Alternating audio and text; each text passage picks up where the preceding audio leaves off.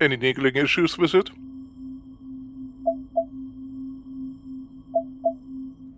Nope, Sorry, not at had all. to be done. Straight in. Invite you into chat once and you're already doing it. G'day, guys. G'day, Devil. How's it going, mate? Yes, I am back. Sorry for the delays in streaming. Christmas is hectic and my internet is garbage. So I have done what I can. Just going to make some quick audio adjustments on this end that need to be sorted out. I've just realised. Hopefully I'm coming through nice. Oh, hey, guess what? What? Well, you stream and I have a sub anniversary. 4 years in total now. Woohoo! Oh, if only I was streaming more often. Seriously, guys, I am hoping that this will be solved soon. It is just going to be a case of how long is it going to take me to actually get the Starlink once it's ordered and sent. Although I expect I'll be streaming a lot regardless of whether it's sent or not in January, because I'm taking most of January off for videos because I have a business to launch. Oh, thank you for the subscription, the devil. And tells back again, 48 months, and calling me a dickhead. Now, you could just What do else that should I call directly. you? I know. I mean, I informed you of it. It's an ad for Shell greenwashing. Oh, that's right, they're still putting ads on my channel. Surprised. Anyways, so back to Battletech. We are continuing the campaign from exactly where we were before. So, where we were at, the Dragon was still being repaired, Glitch was still in hospital, the Gymnasium is under construction, Centurion's 10 days out, and it's still 21 until they bolt the Quick Draw back together after it got itself pretty seriously shat on in the last mission.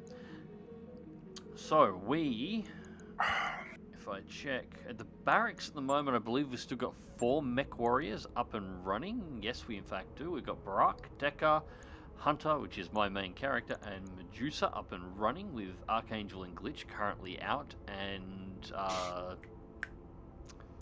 now I can't remember the other one's name. Memorial Wall. Yeah, Gladiator dead. Behemoth dead, rather. So, Mech Bay. Nice to see you down here. The last time we were here, we were sorting out a second line. So we had this dragon, Trebuchet, Shadowhawk, and a crab up and running, and we have completed repairs of the Warhammer. So it's available, although we may not want to use it just yet. So we're going to take a lighter mission out. So this is a nice medium heavy mix, lots of 50 tonners, a 60 tonner to leader mole. And I reckon we do another contract here before we move on. Just something lightweight that we can try and pick up some more. So Chaser, hey Mags, try to relax a little on the break at least, and I'm sounding like a pedantic jerk on the Cold Waters videos, just tell me to shut up. No, I like the questions, the comments, and it gives me stuff to talk about. That's what I was discussing with you in the comment section there afterwards. I don't think I probably should have laid that out a little bit clearer, but I like the fact that people ask the questions or make comments like that, because it gives me a chance to talk about them. And those little Chinese, very angry knockoff PT boats with missiles are actually a really interesting and a really horrific idea when you actually consider what they represent and what they could potentially do. So it's worth to have a talk about. The ones that actually annoyed me in the comment section of that video was I made a side mention to how the Soviets were pumping out T-34s and sort of like panic building them really rapidly and just deploying them en masse, and yeah, got half a dozen. Well, actually, responses was to me like, it was an offhand comment while I was playing. Jesus fuck.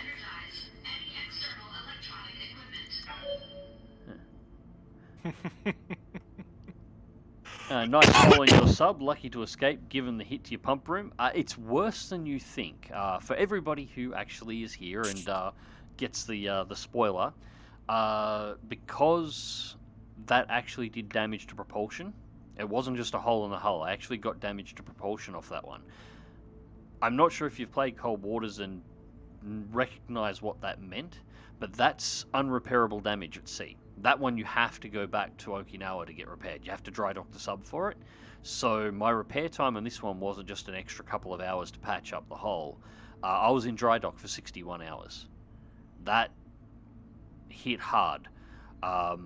You'll see that in the next video, but that boat going back while I was in dry dock, I don't think I failed the mission that I'm on yet, but I have had the news report that where China is starting to look for potentially for a peace treaty, and their ballistic missile submarine capability has now been mentioned, which means we are now officially in the end game, either the very next mission or one of the upcoming missions very close, the next 2, no more than 3, is going to be the final mission where I've got to go after their ballistic missile submarine and take it out to get the best ending. So it is in the final play of this particular campaign at this point. But yeah, that one broke the sub badly.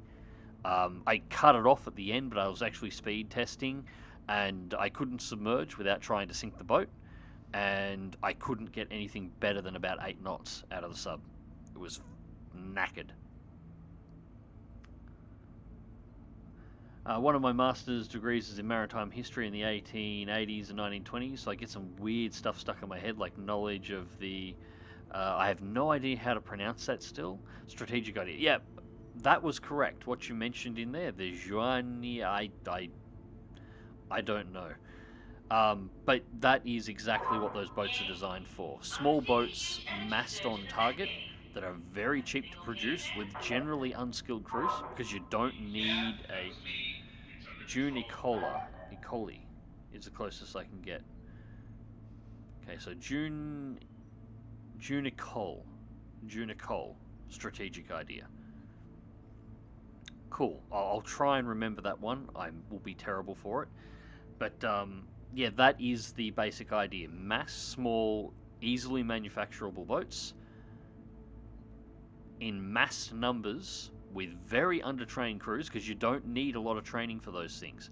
The Huang Fengs, they don't have a guidance system for those missiles. The missiles are pre-programmed before they go. They point the boat in the direction of the fleet, so they do have a radar, and they're obviously got radios to contact ships that have bigger radar. They point the bow of the ship towards wherever they're told the contact is, whether they detect it or somebody else detects it, and they hit the fire button and they launch the missiles. That's it. And the missiles go forward, and once they activate, they go into seek mode. Sorry, what's that, Tell? Just something in the chat right now with Chaser and Vox going over the Jeune École, which is basically the young school in French, which was a doctrine of maritime tactics, building requirements, and so on and so forth, that was basically favoring small and fast light cruisers and destroyers, if I remember correctly. Yeah, this is what me and Chaser were discussing. The concept at the time was to build a lot of small boats. Hello. No uwus while I'm live streaming, or I will ban you.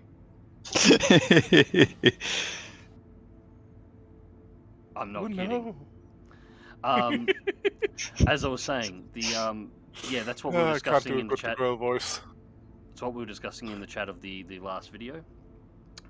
Was the concept behind them was apparently build a lot of very light ships to harass, to get closer to try and launch torpedoes when torpedoes were new against enemy shipping, while the cruisers harassed like merchant fleets. And yeah, apparently it didn't work. Well, these new Huang Feng, well, they're not new. They're actually based on the OSA Soviet boat. They're straight knockoffs, but by knockoffs, they're basically fishing trawlers. That's what they are. They're worth nothing. They can build them in next to no time. And they just send them out in mass, point them towards the enemy, pull the triggers, the missiles go. If they're destroyed, they cost next to nothing to build. The missiles that they carry are more expensive than the boats. The crews cost nothing to train because they only need somebody who can basically sail a boat in blue water and point it in a direction on a heading and press a button. That's all they need to be. So there's no real advanced training for operating them. So if they sent out 100 of them and they lost 100 of them, it wouldn't matter. It would be more important.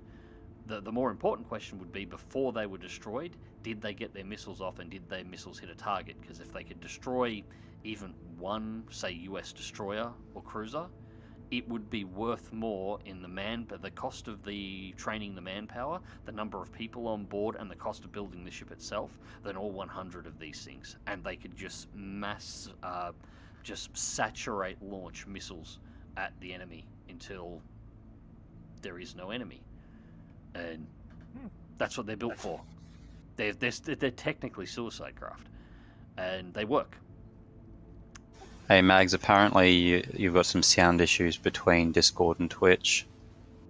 Okay. That's alright, I haven't started off any combat yet, so I can adjust that. People in the stream are saying that you're half as loud as me and Tal. Yeah. Yeah, but that's because I've got to wind you down to nearly muted in order to shut you up. It's probably because my current audio settings are actually set up for my recording rather than Twitch, so that's actually why I like having a little bit of a chat here at the start, guys. One, I get to catch up with everyone before we start playing and have a talk some shit. And also, it gives me a chance to actually see if I can unfuck my microphones. Because there's always going to be a thing. Like, there's always going to be something. What have we got here? Drivers? No. Don't need any of those. I hate Windows 10 sound menus. Who the flying fuck thought it was a great idea to put 3 different sections of sound control into 3 different menus on 3 different icons to get this shit to work? That People who Bill Gates thought was very smart. I think Bill Gates was well and truly out of the company by the time this was done. He's been gone for a surprisingly long time. Alright, how is that? Better?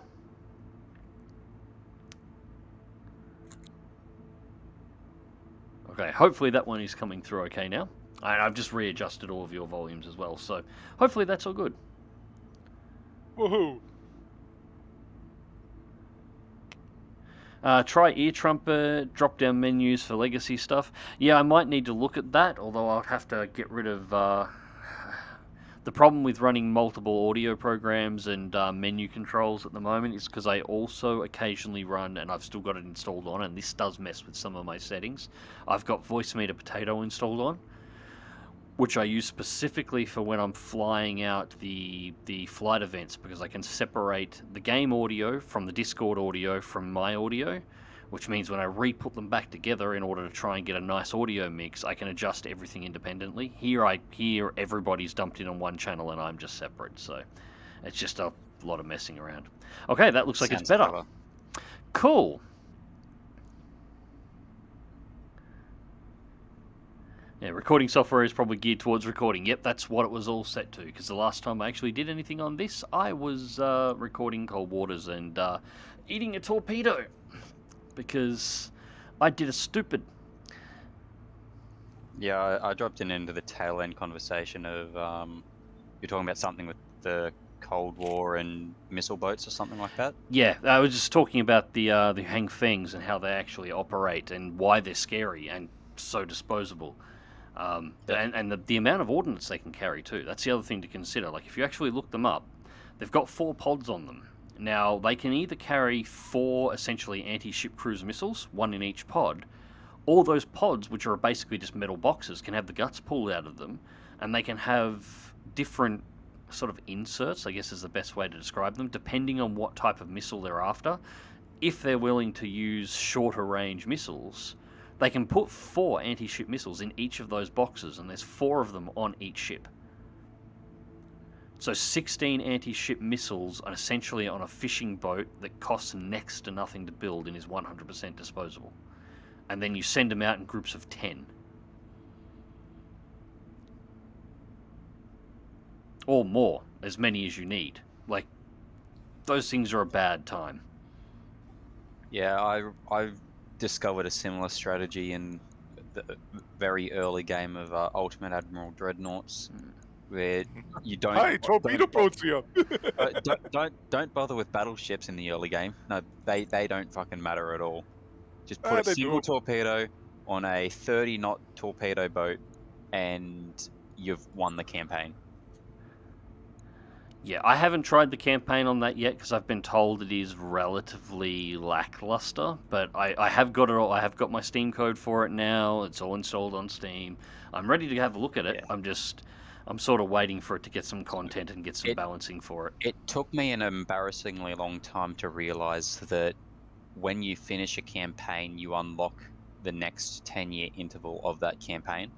So if you beat the 1890 campaign, you unlock the 1900 campaign. When you beat the 1900 campaign, you unlock the 1910 campaign for that nation. Well, I shall have to keep that in how it mind. works. So, I'm going to quickly negotiate this contract. I'm going to do another one just as a warm-up for the Urano Restoration. Mission is Tag Team. It's just a standard battle in a polar region, which is good for us. It means we can run some hot mechs and not have to worry about melding. It's only a 2-skull, and I'm negotiating for a 315 salvage contract. Battles are a bit hit and miss. Sometimes you'll get some good salvage out of them. Sometimes it'll be all just shit to your mechs, but we'll see what we can get. But The we're going worst thing is... to pull 334,000, which is enough to pay off most of the next our next repayments and operational costs. So this will cover us for our next payment, which I think is like 10 days, and maybe we'll pull a decent mech that's actually worth keeping out of this as well. So we'll accept that one. The biggest problem I've got with the low-level contracts in this game, though, is that half the time when you're under two skulls, you don't run into mechs, you only run into fucking vehicles.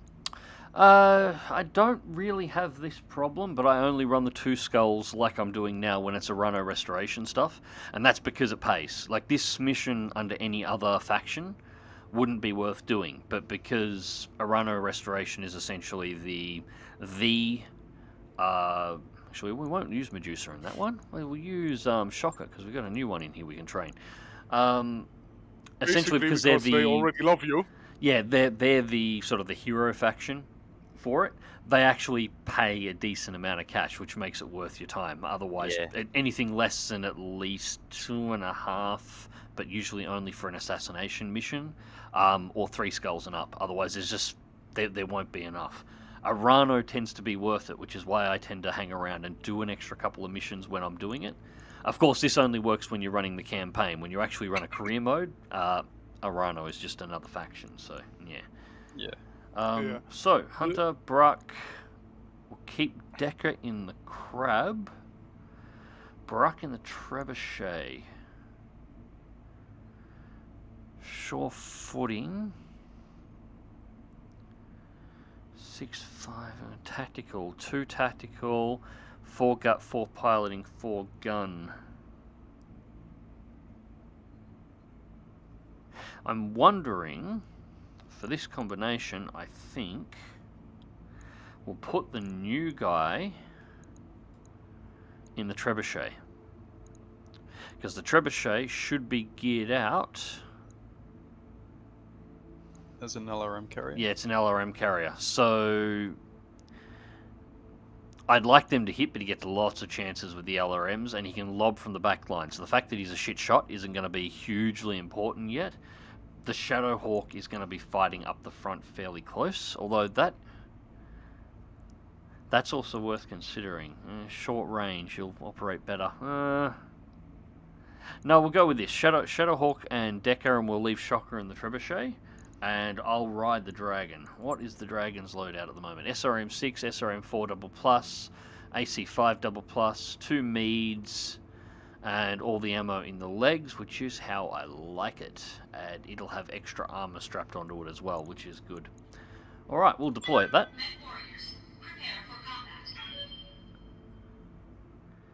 Chaser, wait, they gave out a Steam code. Does everyone in Early Access get a Steam code? Yes, if you purchase the game in Early Access, you do. They are taking a little while to roll them out, because apparently Steam... Because Xsolla and Steam... Yeah, Steam's... They work together a bit weirdly. Yeah, Steam's changed some policies apparently, so they're only sending them codes in batches, and they're getting a batch about once a week. And they're essentially got a big long list of names, and as the codes are coming in, they're just feeding them out to the next set of early access. So you should get an email and there'll be a code in it soon enough. If you haven't got one already, just keep an eye on your inbox, and also make sure it doesn't wind up in your junk mail. I'm going to have to head out. I can barely keep my eyes open. See ya. Okay, catch you later, Mozza. Yeah, sorry for the late start. care, I would have Mozza. been Have a earlier, good but one. it is Christmas time, which is... I want 40-hour days. I want 40-hour days in a body that's evolved to stay awake for at least 35 of them. I really need it.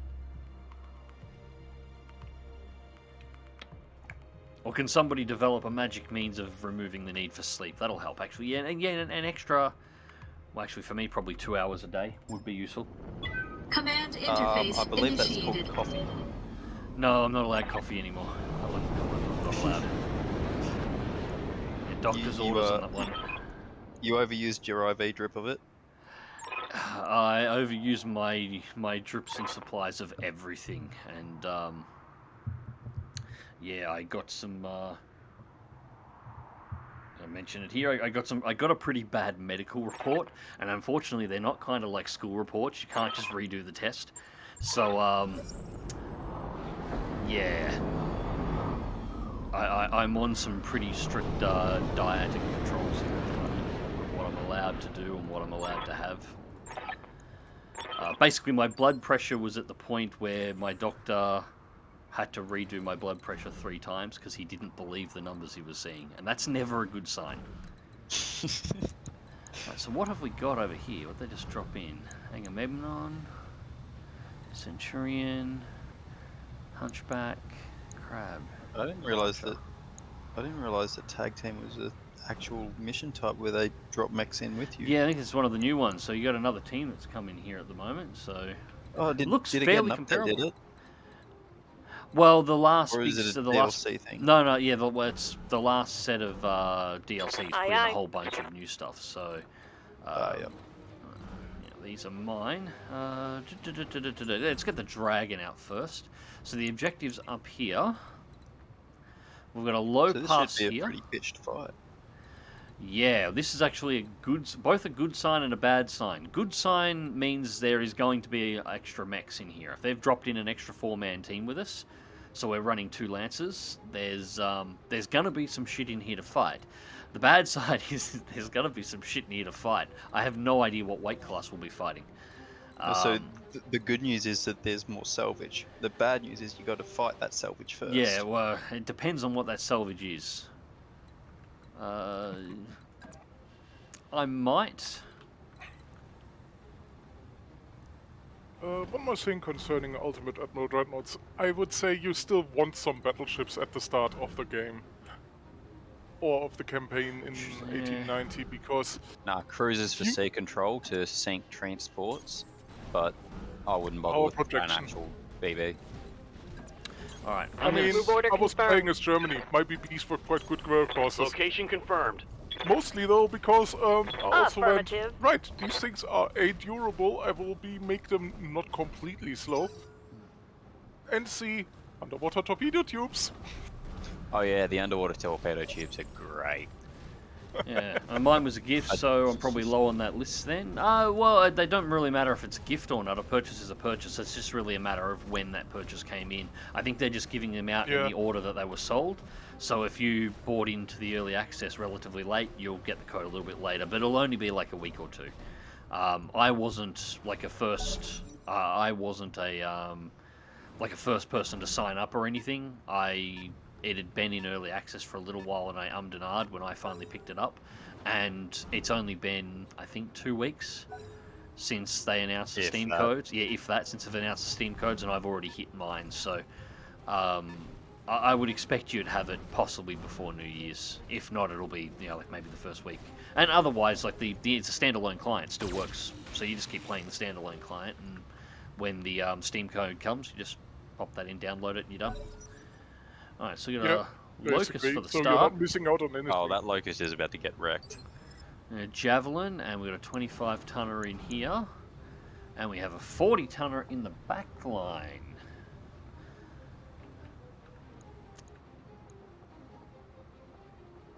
Yes, Commander. Right, so, let's... Decker.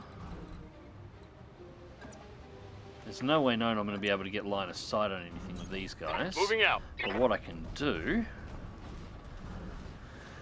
Decker's crab exposed is fine. Sensor lock. You know what I reckon would be really good for Battletech? Got a lock. It's an assassin. What's up? I reckon a 2-player co-op mode where you both control your own lance. That'd That be would good. be fun. That'd be good. I'd like to see something like that in Battletech too. And then then you can have, you know, an entire campaign that's this like tag team thing where it's, you know, you got bigger opposing force, you've got a bigger friendly force. See, I would go further than that. I would go open it up and allow it up to, say, 8 slots. I reckon the only So you can problem have as might run big into... a game as you actually want to have, and have the, if you want to do the, obviously that wouldn't work for a campaign. Campaign, you'd have to be limited. But for a career, allow it to go as, you know, up to potentially up to at least 4, potentially up to 8 players, but have it set so the more players you have involved in the campaign, the AI will automatically start adjusting the difficulty level and the number of mechs that you start facing. Then again, I don't want the next Battletech to be based around clans, which it's almost 100% going to be. I want them to do the first Succession War. Only problem I think that will run into would be turn times. Well, no. That wouldn't be a problem. You're playing co-op gameplay with your mates, and you're playing a game which is essentially designed to be a virtual, like a video game virtual breakdown of what the tabletop was. When you sit back and play Battletech with your mates on a tabletop, do you complain about the turn times? Nah. So why would it be an issue here if you're sitting back playing with your mates?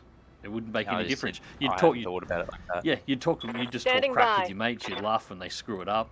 It would be just what it is. If they were taking too long, if they were being unbelievably slow, you'd call them a dickhead, and that would, you know, tell them to hurry the fuck up, and that would just be the way it is. It would work fine.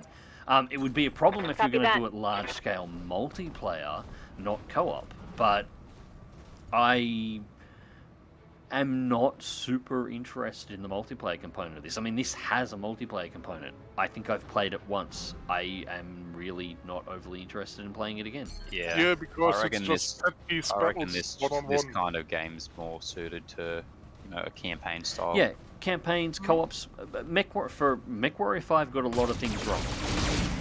But the co-op campaign concept, yes, that's what I like to see. One down. The co-op campaign concept that they did, that was one of the things they got very right. And that should be the standard for all MechWarrior and Battletech games now on, because the entire universe is built around the concept of playing games on the tabletop with your mates. So you want that reflected in both Battletech and in MechWarrior, so you can sit back and either drive the big stompy robots yourself, or, you know, play a strategy game like this one with your mates. And that's the missed opportunity for it. You know, it's a core part of the game, and always has been. So play on that. And co-op's great fun.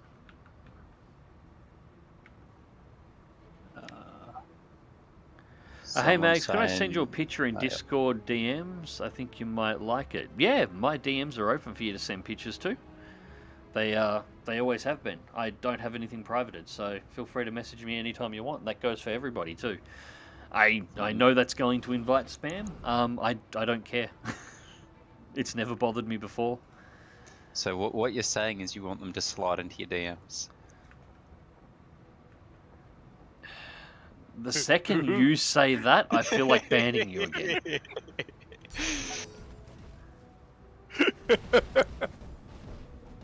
Fucking furries.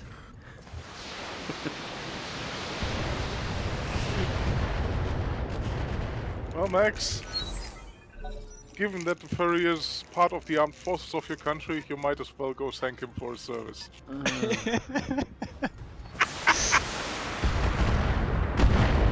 He's in the Navy, it's to be expected. Ooh. I got a sensor trace. A first-time chat from viewer, Tuppy the Ducky. I want to see them do a video game in the new Ilkhan era with MechWarrior Battletech to do a good job of representing the setting. So it'd be nice to see them tackle the new era. Yeah, I wouldn't be against that either, but I would like them to go back first. Essentially, I love the clans. I like the clan invasion era. I'm not super against seeing the clan invasion era done again, considering how long it's been since the last time we had a decent round of Battletech games. I mean, MechWarrior 4, Mech Commander 2 and all that. That was late 90s, early 2000s. Was all of them. So it's been basically a 20-year gap since we've had a decent one, and I do not count MechWarrior Online because they normalized the fuck out of that game to the point where it's not even MechWarrior or Battletech anymore. I mean, it's just not. They just took all the... There are supposed to be overpowered weapons and certain imbalances between classes in MechWarrior, and they just turned it all into a flat glaze of meh. So, yeah, I don't have any particular liking for MechWarrior Online. I don't count it. When it comes to the other games, it's been basically 20 years. So I'm not against seeing the clans done again, but I would like to see a few things done that aren't clans. Part of the reason why I like Battletech here so much is not only is it just a fantastic game, I'm listening. but it's based before the clan invasions. This is Fourth Succession War, or around that period. It's the game stops before the clans come back, so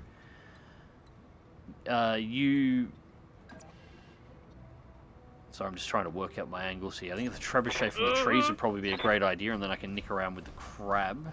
So, what's the difference between the houses and the clans? I'm fairly new to the universe. Okay, so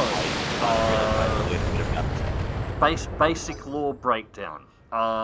Humanity left Earth. We worked out how to make ships that can travel, well, not technically faster than light. They jump from location to location via subspace.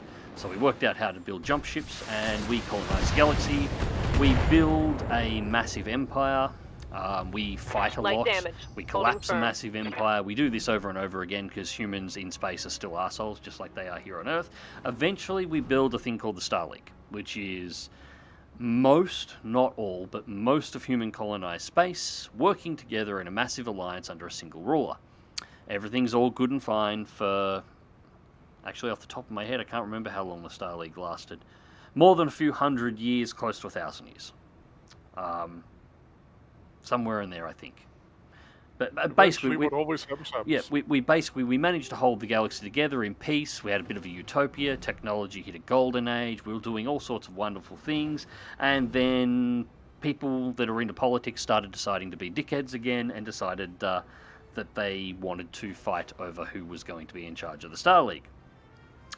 So a general in the Star League Defense Force, obviously the military of the Star League that keeps the peace, the police and military and a few other things all rolled together, thought everyone was being a crock of dickheads and worked out that he couldn't actually fix the problem, even though he was trying, so decided to instead Waiting for orders. Pack up the majority of the Star League Defense Force, including a lot of groups that were maintenance techs, mech designers, mech manufacturers, people that were specialized in building factories that could build mechs, basically the whole kit and caboodle, took a whole bunch of spaceships, warships, and exploration ships, and decided to fuck off into the periphery, which is the area outside of the Star League that is largely unmapped and nobody knows what's out there. And they disappeared for a few hundred years, while the Inner Sphere went into the First Succession War, where they essentially nuked the ever-living shit out of one another and destroyed almost all the infrastructure and manufacturing capability they had, lost hundreds of years of technological development, and fucked us into a dark age. Then there was a bit of a peace, and they decided, well, we've had First Succession War, but how about Second Succession War? And decided to do the whole thing again. But this time, the local telecommunications company by the name of Comstar went, all right, you guys were real dickheads last time, so we really didn't like what you're up to. You broke all of our shit, so if you decide to do this shit again and decide to use any WMDs, new contacts, probably a Comstar Lance, speak of the devil, we're going to turn off your phone service until we're happy. Now, that's actually a major problem in interstellar space, because if you turn off the ability to communicate faster than light between stars, which is what Comstar solely controlled, you lose the ability to run an interstellar empire. So everyone agreed.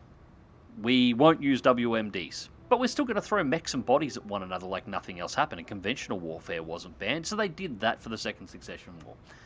And then some more political shit happened, and there was a small period of peace, and they went, hey, fuck it, let's do it again. And they went for a third Succession War, and then a fourth one as well, which was thankfully fairly short. And by this point in time, the Innisphere was basically fucked.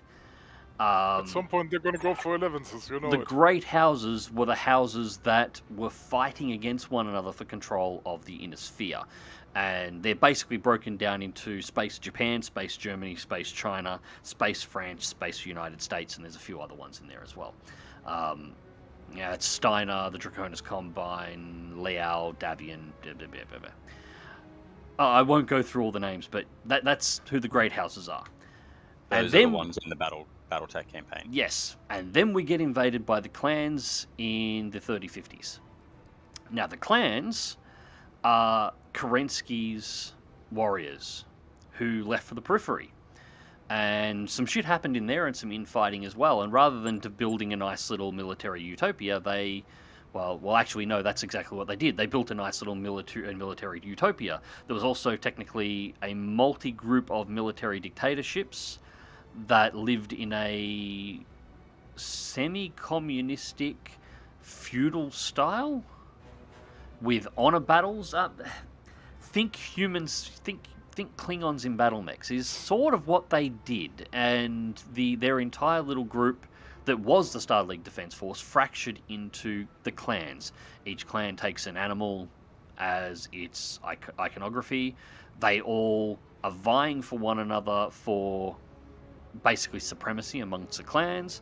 They have reached the point where regular humans driving their battle mechs just aren't good enough anymore, so they genetically engineer their warriors and grow them in a test tube in order to try and create the perfect warrior.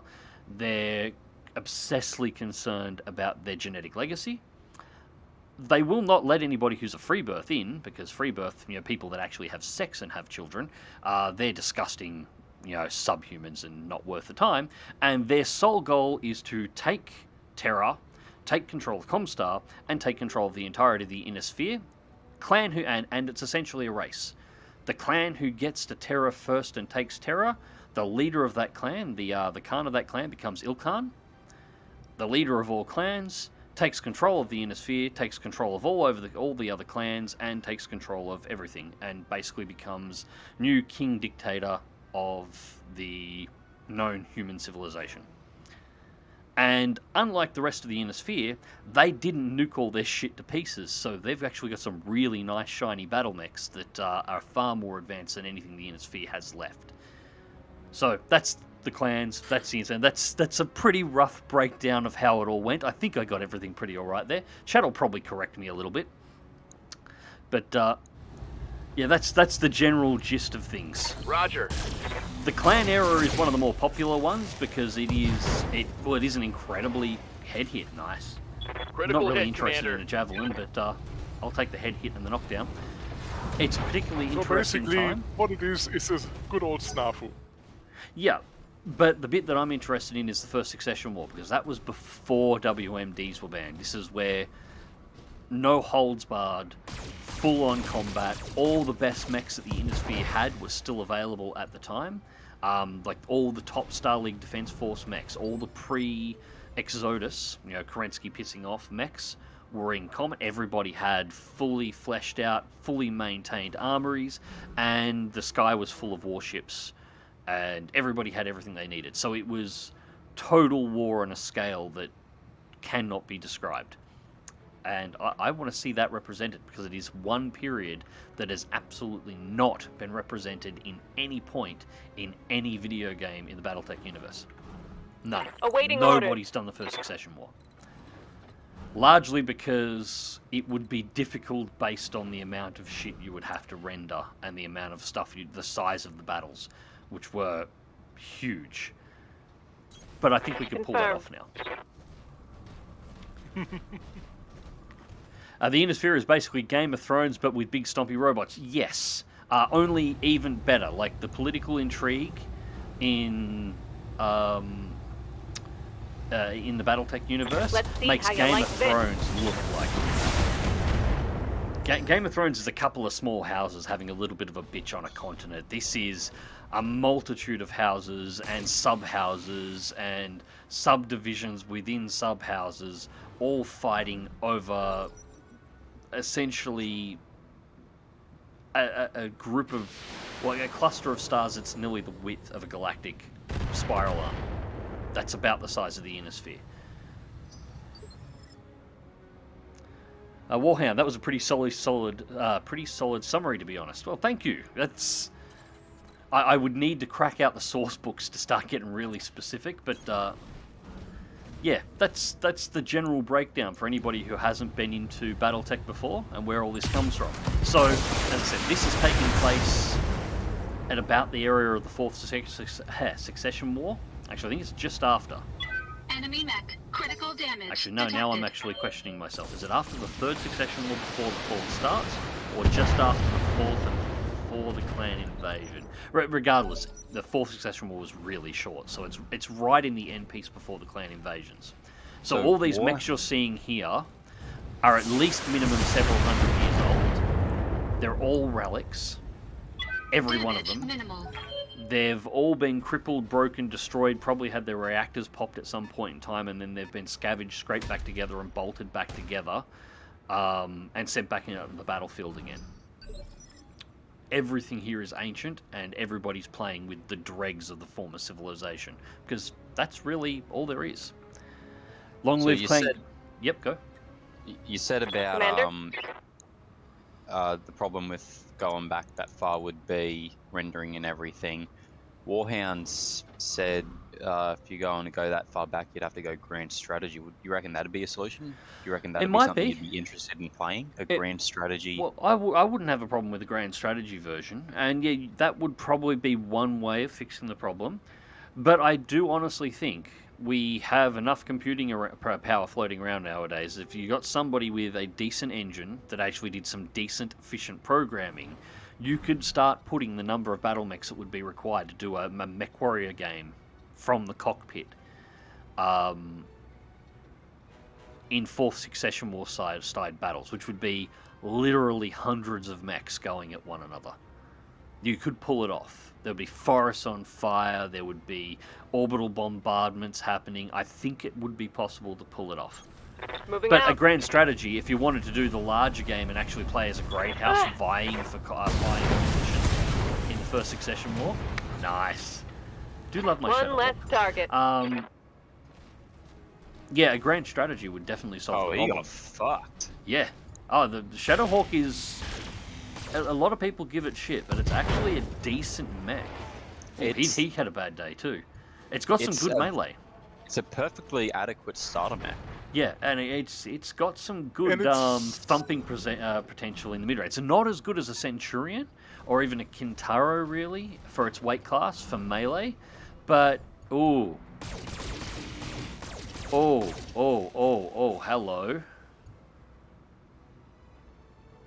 That looks juicy. Hang on. Let me have a look at you. We have a laserback. Yes, we have a 4P. I want that. I want that. There's my salvage. I want that. Yeah. Oh, and I just found... So to get full salvage, you've got to either pop both legs or the head, don't you? Spell. You got to kill the pilot. Which is knockdown damage or head damage. Yeah, head damage, knockdown damage, or below the side torsos. On the trigger. Knock them over will cause injuries as well. Start softening it up. Come on, you pussies. You decided to come along. 10%. torso destroyed. That's fine. These guys better not mess up my salvage.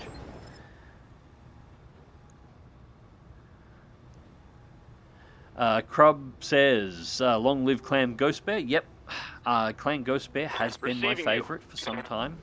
Back since MechWarrior 2. Ghost Bear's Legacy. I love that expansion pack. It is still fantastic, although I haven't played it in decades. But yes, that was, yeah, Clan Ghost Bear, Kodiak Battletech.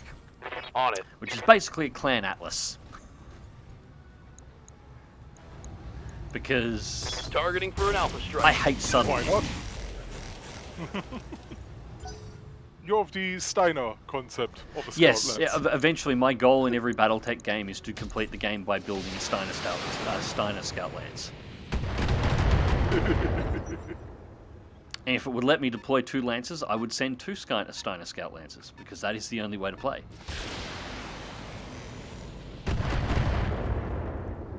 Fair enough. Carry on.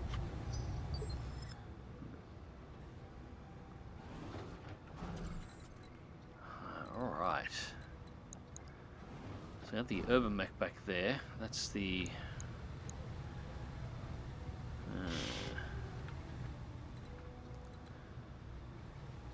The Urban Mech, or what would happen if a trash can and a Roomba had sex? Hey, don't insult the Urban Mech. It is a perfectly good mech for what it is. I just want to double check. Yeah, that's what I was worried about. I do kind of need to deal I'm with insulting that. its looks, not its capabilities. Yeah, I do know to need to deal with that one. Please. Yeah, we're going to have to hit that a little more. It's the AC-20 variant. I don't want that shooting me. Seeing another dropship inbound to this location could be enemy reinforcements. Well, he's got to have his Are you sure comms it's switched not off. just some Christ Darius. tourists? Hope They're we're a getting decent paid. way away. Yeah, I'm not too concerned by that. These should be dealt with fairly quickly, I would imagine. They only got 3 mechs left. This could actually be a benefit Losing to you armor. because the restoration lance Right is here. closer than your lance. Yeah. Standing by. Let's get this. So if the restoration lance fucks off to deal with that, you can deal with these guys as you see fit. Yeah, I'm actually going to pull this crab back at the moment. Yeah, that one. I'm pulling the crab back to this tree line because we've got another one coming around here at the moment. And I don't have a weight class on it, but it's going to be 3 and the crab's going to be out here on its own. I would rather it back here. It's not going to have... yeah, I'd rather the crab back here, let it come down and expose itself, and then I'll nail it.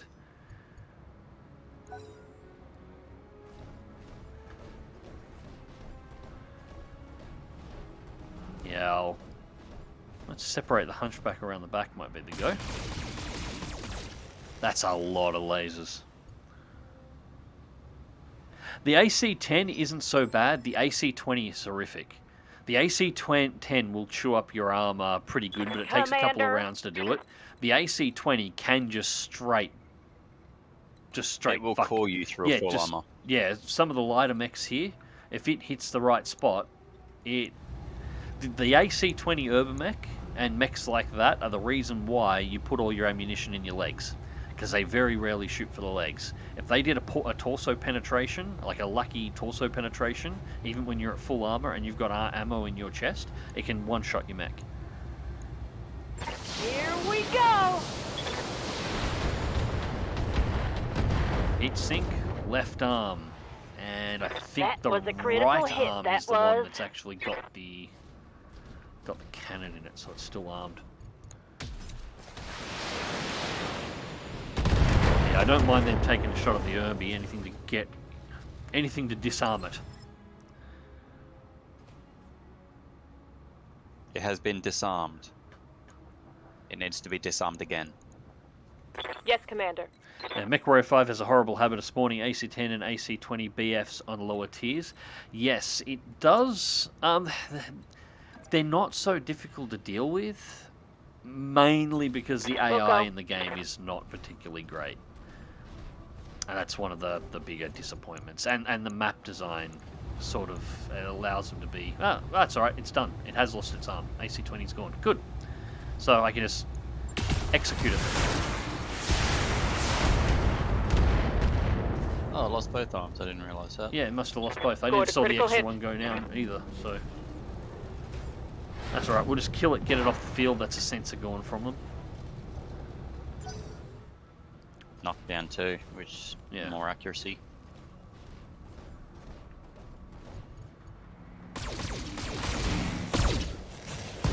There we go. Herbie's done.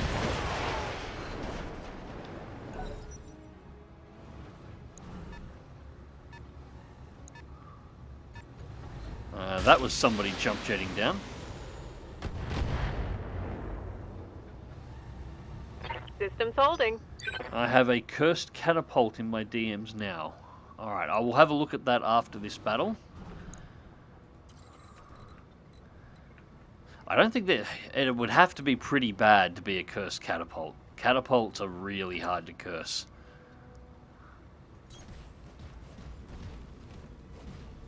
Catapults are kind of awesome. We're just going to mount 2 boxes on the shoulders, and these boxes are going to be, well, for whatever you want to bolt into them. It doesn't really matter.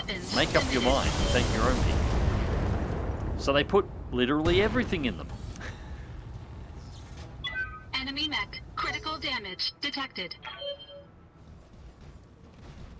God. What are they doing with that archer? Give it to me.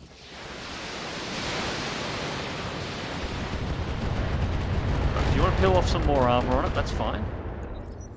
Just do me a favor, try and hit its head. Tension restoration lands. You screwed with the wrong people, you should probably start running now. What have we got? There's a marauder in there. Oh, okay, this changes things. What's the go? I think that's possibly a grasshopper. I can't actually get an ID on it because it's going to disappear. The other mech is inconsequential, but there is a marauder up there. That's right. We keep damaging. We got to take down the laser back anyway, and then we'll send mechs up around to see whether or not we can snag ourselves a marauder. Still running 2 pretty much full squads against what, three Yeah, reinforcements. we've had no significant losses here on my side. No significant damage either. So everything's been spread out. The enemies isn't really focused targeting. I've just got to keep it that way. Warning. Detecting That warrior hurts. injury. Looks like I'm going to be spending a little time in hospital. But that's alright, the next mission we're leaving the planet anyway, so there's going to be some jump time. Alright, so I want to find out what the hell you are. So is that... Yes, that still does give me cover. Can you sensor lock it from where you are? I can, but I don't want to waste a sensor lock when I got a side shot on the... although it is so... it's partially in cover. That center torso on it's pretty knackered. They're still 90% hits, so... Yeah, I'll give him a shot. They might get Giving him interrupted. everything I've got. Didn't pop the torso though.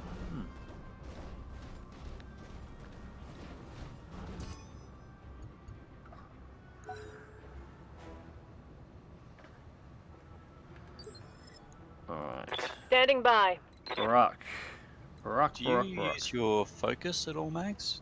I do. I tend to save it. I was going to use it on this one, but I'm actually thinking I might... Well, then again, if I kill this guy by accident, we definitely have to kill the mech behind him. Actually, we can see what he is now. It's a grasshopper. Alright. Actually, I'm not sure I want the laser back anymore. Should have gone for more salvage. We have 2 grasshoppers and a marauder on the field. Like, I like laserbacks. Laserbacks are move. great, but they're buckets of shit compared to everything else we got. Grasshoppers and marauders, they're up to the tier that our main mechs are on. They'll line them up next to the Warhammers. Yeah, we're gonna just... I'll try and damage one destroyed, medium laser crit. Target's taking a critical hit. And I was hoping we'd actually pop the torso with that one again, but I mean, he's a bit armless now. yeah, the arm and the Marauder isn't the main thing. The laserback or the hunchback, the right torso is the main weapons pod. And it can have anything from an AC-20 in it, or it can have, in the case of the laserback, it's got 6... It's okay, I caught the German humour. Sorry, 6... I'll tell it for the chat anyway. It's got 6 medium lasers in the left torso, and then it carries 1 in each arm. So it carries 8, and the rest of it is basically heat sinks. So its ability to volley fire lasers is unparalleled in its weight class. It's really, really good. Alright, so, Shocker. Shocker. What are we going to do with you? I suppose we could move you up to here, which would give you a better line on that grasshopper to give us support fire. LRM's in the hunchback, see what happens. Left torso destroyed, left arm destroyed, heat sink destroyed, side torso destroyed, pilot injured. We got a knockdown, so that's 2 pilot damage. Second pilot injury. Alright, I always limited to 3. 3 or 4, depending on whether or not they're skilled. You can get 5, and at the top of the game you will get more because you'll get pilots that have mechs that have enhanced cockpits and armored cockpits, which essentially give more hit points to the pilot. Yeah, I've got my Warhammer. Yeah, I've got my Warhammer modified that way. It gives additional 2 hit points to my main pilot plus the 4 he's already got. So makes him hard to take out. That's alright, I'm not too disappointed about losing the 3P there. We'll probably be able to salvage some parts from it if we don't get one of these. I am far more interested in the Marauder and Grasshopper. Should have taken more salvage. I should have. If I had known it was going to be this kind of a fight. I didn't know they were going to drop 2 Lancers. I definitely didn't know that they were going to be dropping Grasshoppers. And this was only a 2-skull fight. This is only a 2-skull fight. So, Dragon's getting awfully warm here, but I'm going to probably melee. I really need to focus on that torso. All weapons committed. Some good hits. Pilot head hit. Alright, so that's one Mech. point of damage. Detected.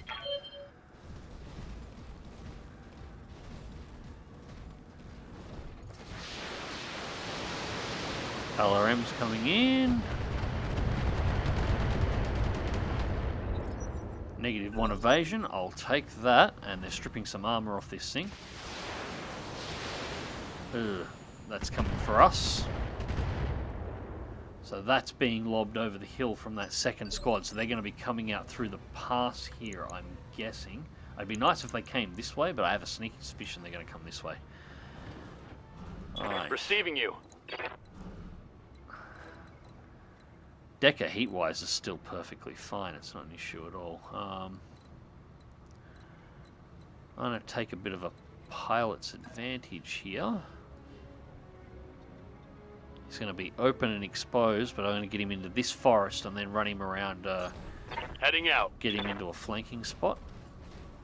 But he's not going to make it in a single run. But we can get touch of extra focus to try and pop that side torso process, or at least get rid of the arm, which strips some weapons away.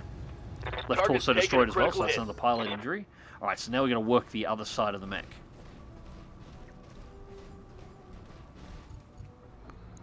Either that or get enough unsteady points to knock it down. Yeah.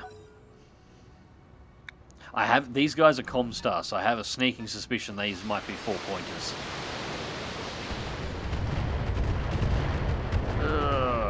That's a lot of missiles. We gotta get the Shadowhawk into cover. Alright, Yes, Barack, Commander. your turn.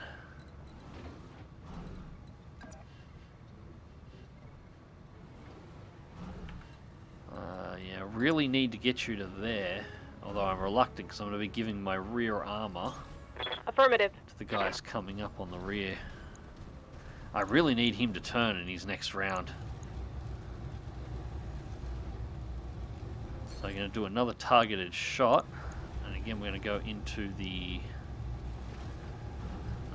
torso.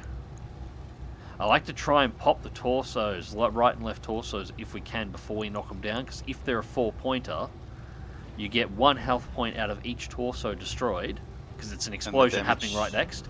You also get a chance to potentially hit the cockpit, which is what happened before, which is how we've got 2 on it, and it still leaves you the option to pop a leg to knock them on their ass, as well as a potential stability knockdown, although this guy's stability is pretty good. Still works towards stability.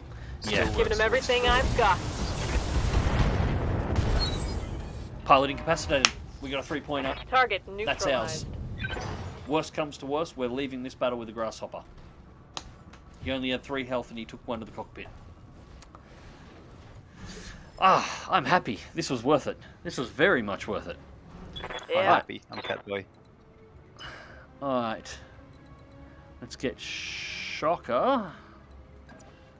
Get the Affirmative. trebuchet moved up a little bit so I can get it into a better position and we can start repositioning because we got another grasshopper coming and a marauder.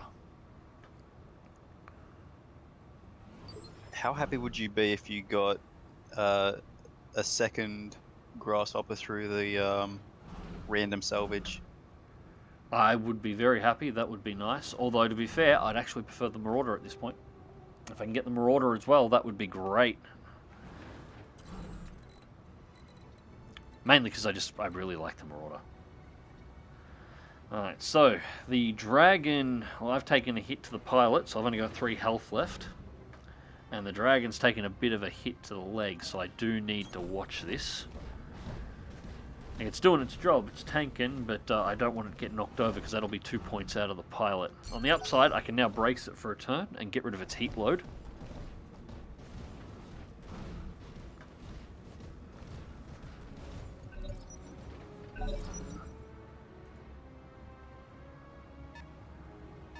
Also, let me know, guys, if the stream's coming through nice and smooth. I'm kind of hoping it is.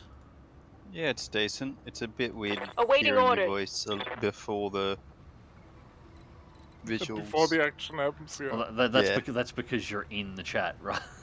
Yeah, I know. Right. No, there's not much I can do about that. Alright, so...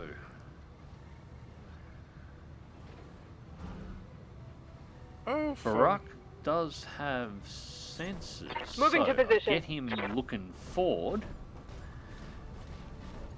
That gets him into some cover. Now, sensor locks. Who can we get? Eeny, meeny, miny. Nah, you. We want you. Sensor lock. I've got a sensor lock. Trebuchet! Hey! I guess we know where all those missiles are coming from now, right? And that's something you might want to have for yourself. Oh, no, Trebuchet. We've got one. We've got one rolled out with us here at the moment. Oh, fair enough. Yeah, like, it's a nice mech. It's a good missile platform. That's why I've got one in my secondary lineup. That's what Shocker's driving. Got a Trebuchet. There's nothing wrong with them. Don't hate them, but I've kind of already got them, and these would be my secondary class carriers. For a next level LRM carrier, I'm after a catapult. That's what I'm after now. Firing at him. Yeah, have some of that back.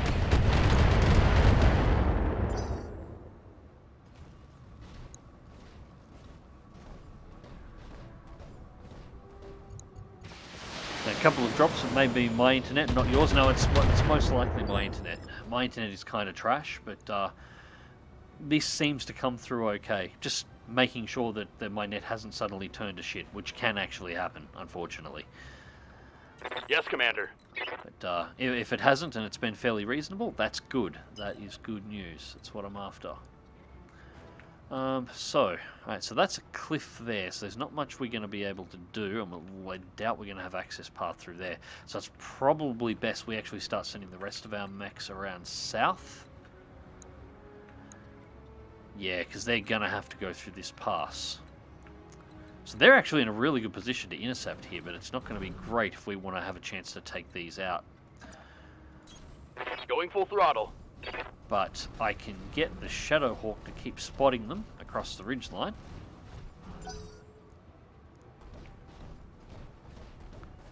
If they're smart, they'd be paying advantage to this with their archer, just nailing the hell out of that trebuchet. MBN is actually working for once, you say? Inconceivable. What?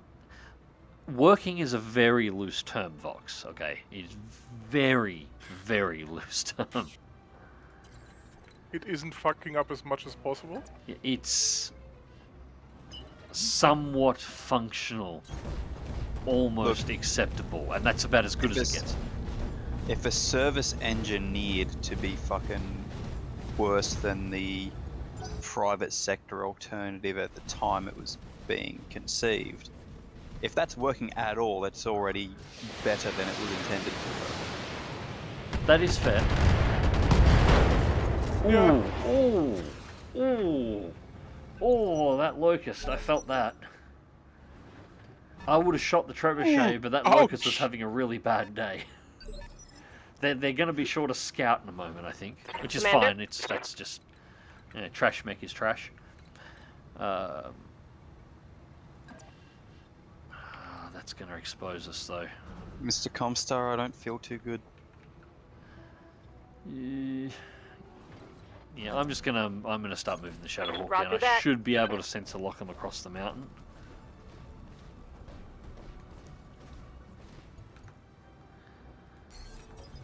And what we're after, 50 tons, 20 tons. That's the locust.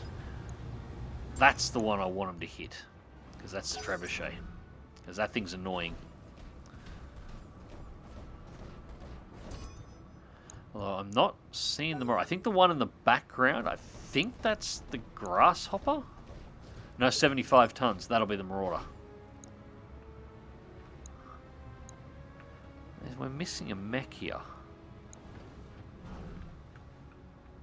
Well, I suppose sure we'll find it soon enough. It can't hide for too long.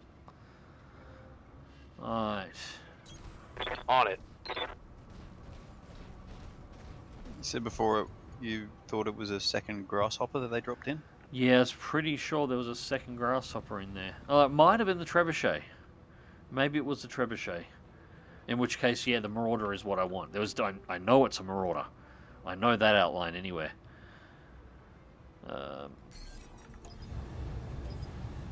That's the locust. And we'll sensor lock the Sensors marauder locked as well. on. I'll let these guys do their thing for a little bit. Alright, so I give them all 3 mechs, and they decide to continue focusing on the locust here. when they've got a trebuchet and a marauder. Heading out. Seriously, we need to train these guys better. They're a Rhino restoration, you know. We should be giving them a little bit of advice on target priority.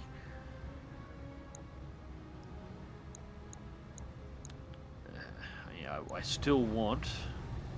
I mean, canonically, they were trained by the Guess same I'll people, give it to 'em by then. the same person you were trained by. Well, there is a few year gap when the Aranos were becoming essentially the rebellion. Yeah. And we don't know who was training them in the middle there. I'm assuming it wasn't anybody good. And there's no guarantee that these are experienced pilots.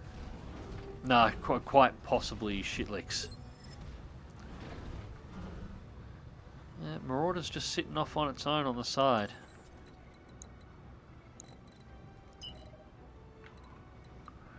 Alright, get a sprint into the forest. Got the crab up and the Shadowhawk up. Trebuchet we can just sort of loiter in as much as we need. Archer strikes, well, now they've got to hit something important at the very least because there is no locust.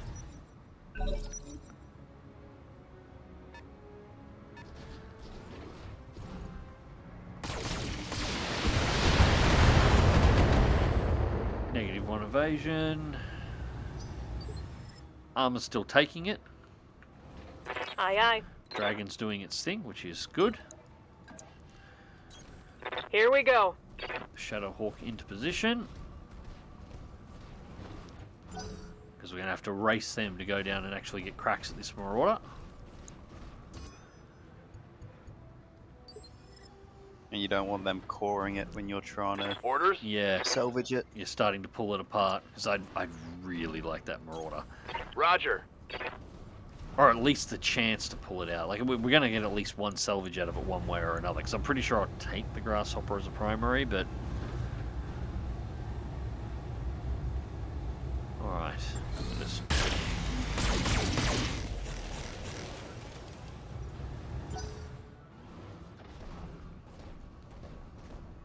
That was some pretty terrible shooting from the crab there. Now, someone said, Housecal, mine is exposed copper wire over hills with highish winds. You can tell when the wind gets above 40 kilometers an hour. Yeah, well, similar problem here. Mine's essentially wireless, mobile type internet is how mine works. Yeah. I'm an NBN wireless. But because I live out in the middle of nowhere, I've got a big chunk of bushland between confirmed. me and the local transmitter. And if the wind gets a blowing, or literally anything else happens, it On the trigger. the bushland starts interrupting the signal to the tower, and the tower starts swaying as well, so the signal gets interrupted, and it's all crap. Before I enlisted, I had the choice of ADSL 2 Plus or Skymaster. There was no NBN technology available to us except the fucking satellites. Yeah, that's no good. And then 10 years down the road, the politicians go, why is our technology industry not going up? Well, Yeah, well, you see, that's why I bought into Starlink, which has now arrived at Mum's place. yeah. So Oh, nice. I'd say there's a yes and no feature to that. In the cities, NBN is mostly okay. Even NBN wireless is largely okay. But this is because you have towers that are extremely well maintained, that are mounted in really high positions and have great Enemy line of mech sight. destroyed. You've got relatively recently upgraded cables that have lots of support in very short distances, and they're very well looked after. When you get, it's not perfect, like it should be faster than what it is, but for the most part it's okay in the cities. When you get out of the cities and you start going rural, Ready for everything orders. turns to shit really fast.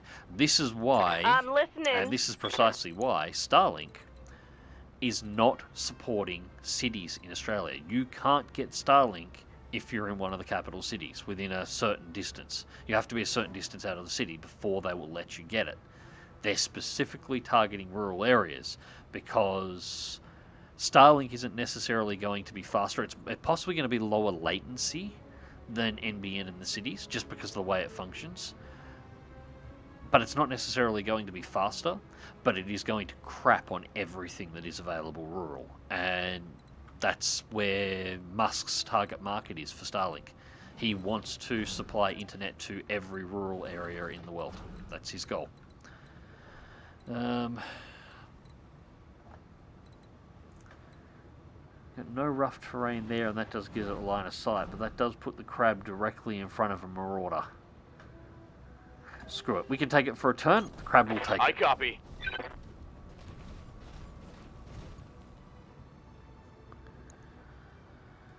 That's a scary sight for a crab to take on.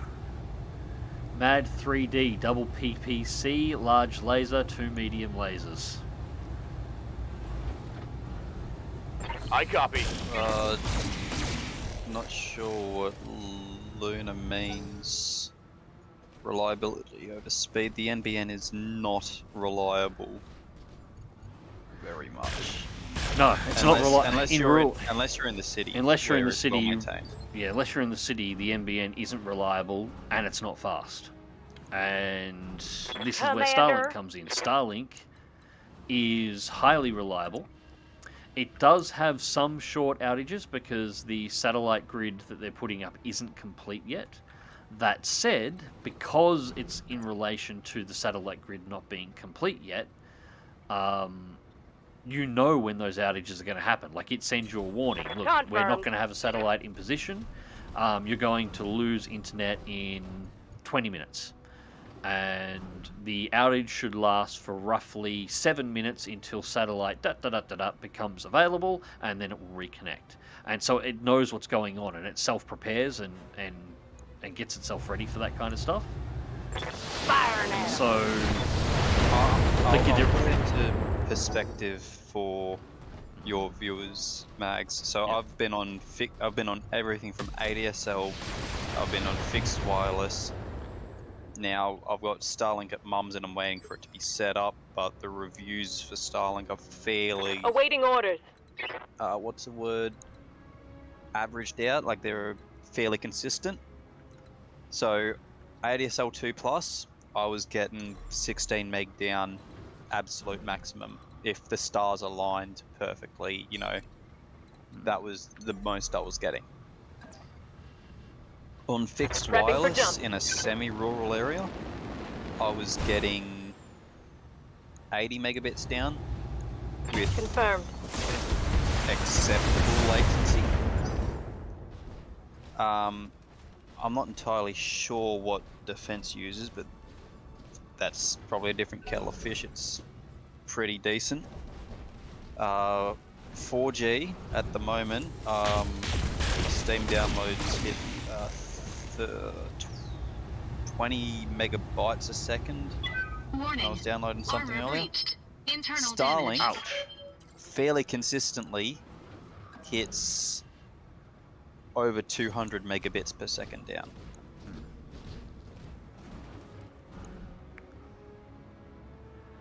Yeah, got to deal with this Marauder fast. It's targeting the legs on the Dragon,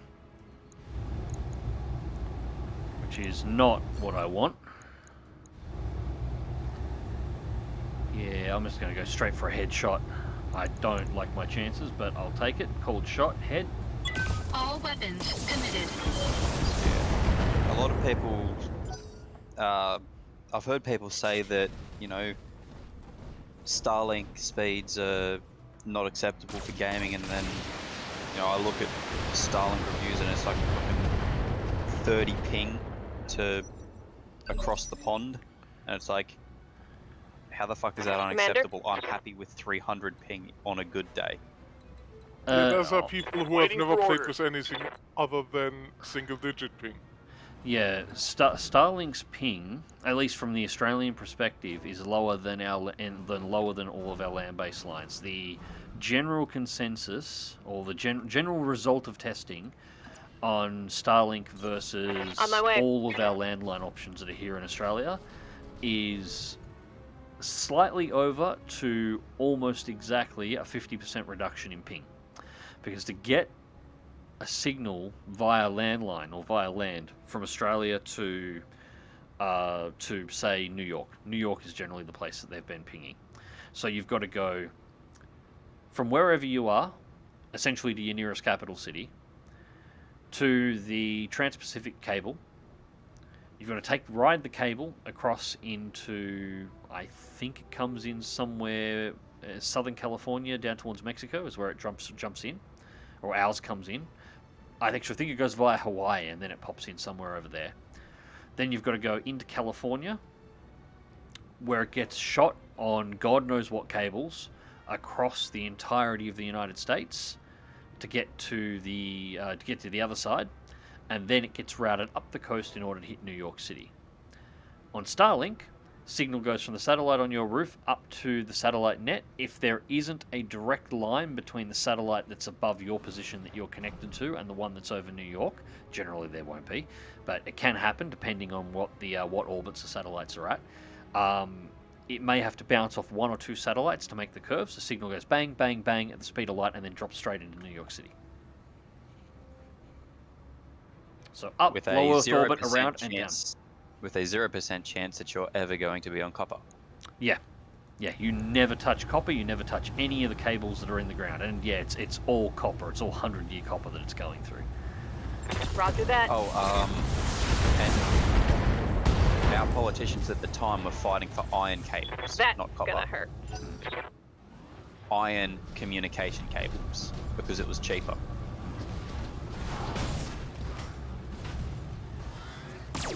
These crabs getting banged here. Commander? Oh, this Marauder rather. Right, Move we're order gonna get received. that That torso. Marauder looks awfully close to getting knocked down. Yeah, it is getting close. If I can get... I can take the leg, but I really want to take the torso first. Yeah, I want to pop the torso and then pop the leg. Got it. Right, torso Also destroyed. get the Don't take the explosion center. damage, then Yep. pop the leg with the knockdown damage. Pilot injured. Side torso destroyed. Solid connection on that one. Watch them fuck it up on you. Yeah, they're going to have their turns. That's the risk. I'm worried they're going to pop. They're going to core it. There's the knockdown. I'll take the knockdown. Pilot incapacitated. We just down 2 mechs.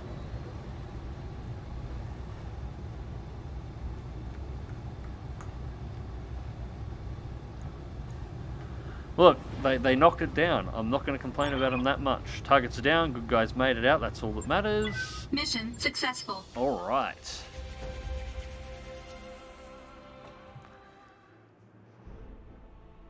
So 334,000.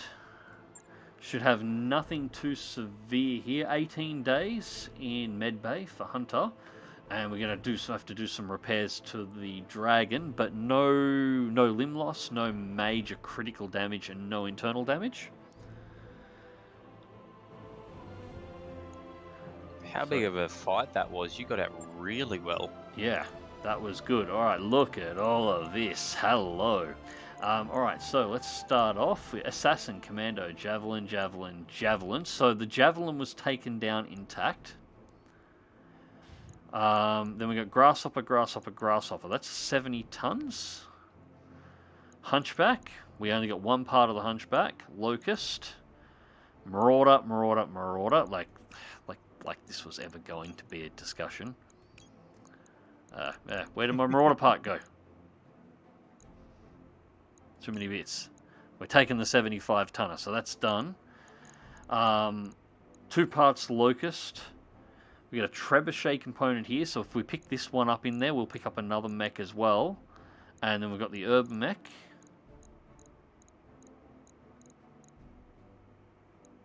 Nothing too impressive in regards to the weapon systems drop. 15 bits of salvage. There's every chance you get another whole mech out of this. Yeah, if we roll lucky here, we get 3 parts Grasshopper as well, and then I become very happy. If we get really, really lucky, we get 3 parts Grasshopper, and we pick up the 1 extra piece of the trebuchet, and we walk away with this, with 3 new mechs. Or you pick up an entire Grasshopper.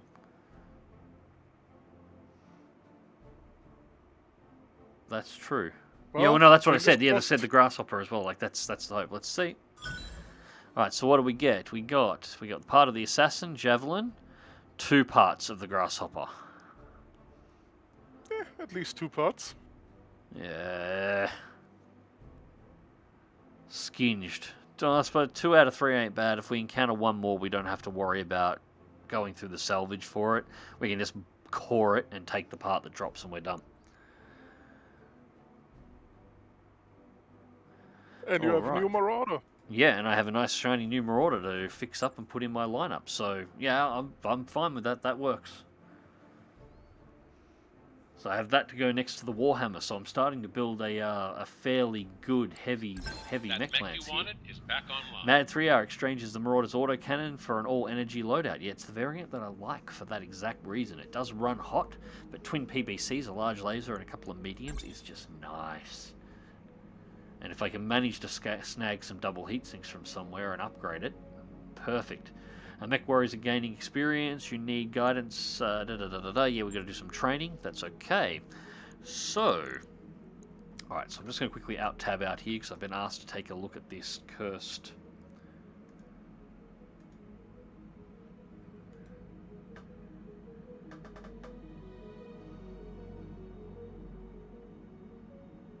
It's not what I was expecting.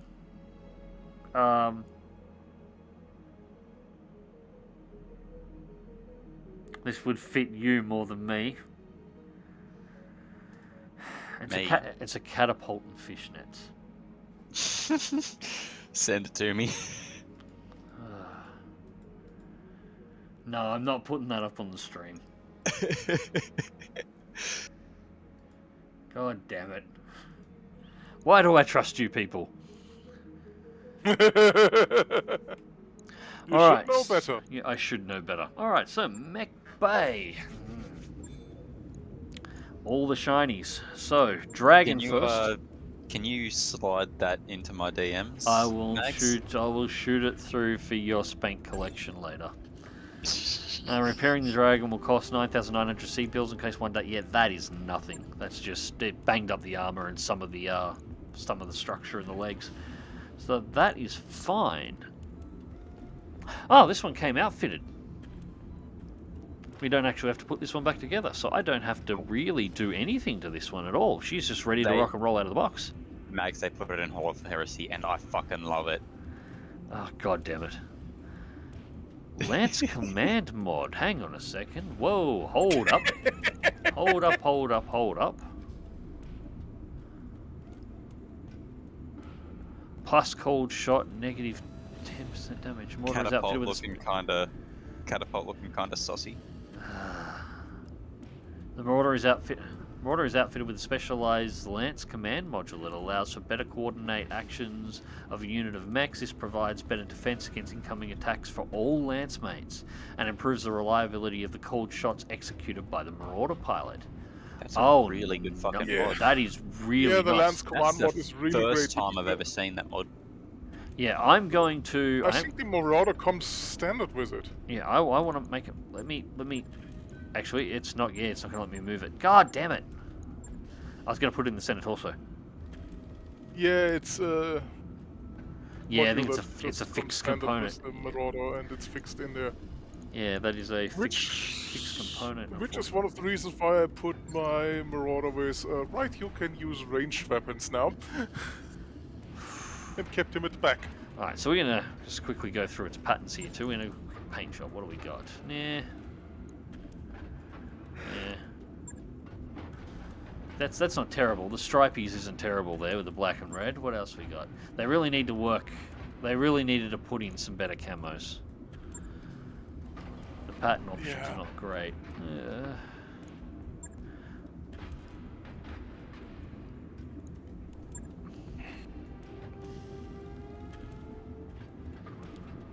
Six is okay, but it's not really given a lot of variant. Back to pattern 1. Right, I guess I'll go for 6. That is a good. I like my Marauders. That's a good looking mech. Yeah. Also, it looks nearly. It looks nearly like a.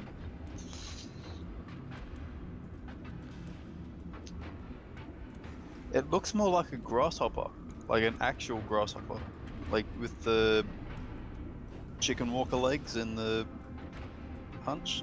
You know what I'm saying? Yeah. The reverse jointed knee. It's just sleek. The only problem with it is, again, it's the Mech Warrior Online style mechs. While it looks really good, it doesn't look old, and that should be a, half a millennia old mech, and it's been war torn and beaten up, and it looks all shiny and new. The artist that's behind Mech Warrior Online, that has essentially done all the redesigns for all the mechs for everything, because everybody's using that mech design now. He's really good, but what he's actually done, without whether he realizes it or not, is he's turned all the mechs in Mech Warrior, all the Inner Sphere mechs specifically, because doing this to the clan mechs wouldn't be an issue, but he's turned all the Inner Sphere mechs into clan mechs. He's made them all sleek and smooth, and they're not particularly worn, and everything's accurate and balanced on them like they should be, and all da-da-da-da-da. They look like you would expect clan mechs to look like. Which is fine on the reworks that he's done on the clan mechs, because that's what they're supposed to look like. But they're supposed to be a bit rougher. But still, I do like the general design. The clan's been able to continue development and production, haven't they? Yes, they took manufacturing facilities, mech designers, experts with them, and they consider it the clans have been annihilated for daring to mess with mech production. It's just, you don't do that. It's not allowed.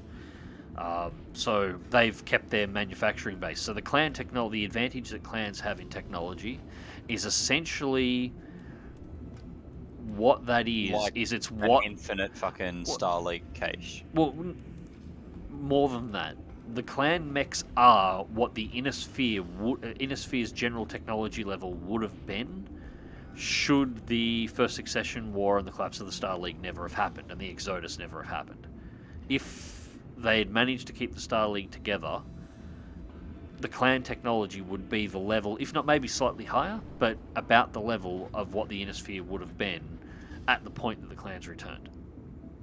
That's where they're at, because they never stopped development of mechs.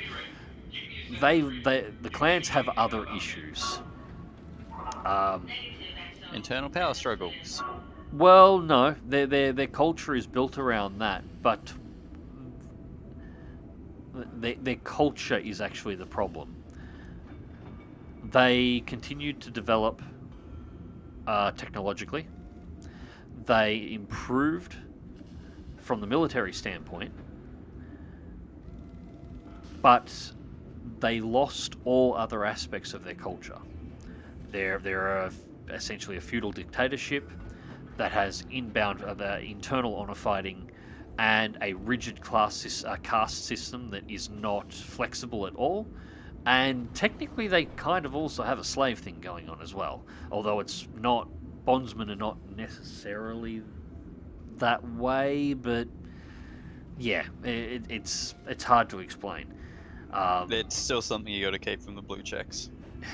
It's, if you lose an honor duel in clan society, the winner has the option to either execute you, and has the right to do so, or he can choose to take you as a bondsman, which essentially means you become his property. You're not necessarily a slave. There are rules on how you have to be treated, and the caste system still generally applies.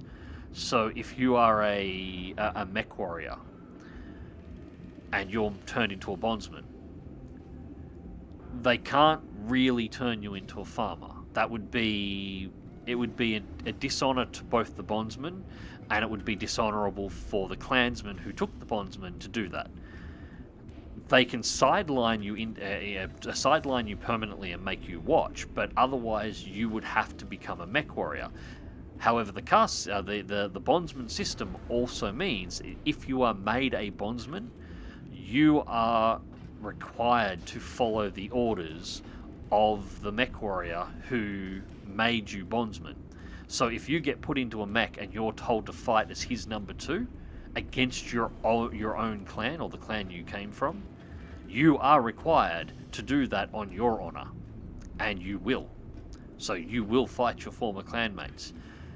If you prove yourself in battle over a period of time, and that's entirely up to the mech warrior who took the bondsman on how long this will actually last for, they do have the option to kill you at any time if you do not follow what your honor requires. So they're like a battle thrall.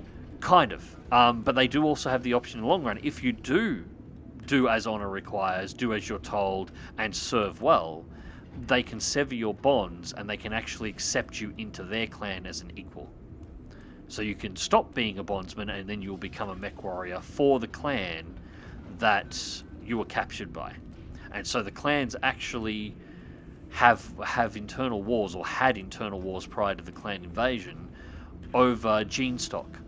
They were going out and having fights with other clans, specifically looking to try and capture skilled mech warriors in order to make them bondsmen, and should they prove themselves as bondsmen, then they were made part of the clan, and their gene stock could be added to the gene cache for the individual clans. And the gene cache is essentially it's where the genetic material that is used to grow mech warriors in the clans is pulled from, and it's the highest point of honor to have your genetic lineage included in the gene stock, because it means you will essentially be cloned as a warrior in the future, although your genes will be mixed with other mech warriors. Again, the point is to try and put together a soup that will lead to the ultimate mech warrior from a genetic standpoint.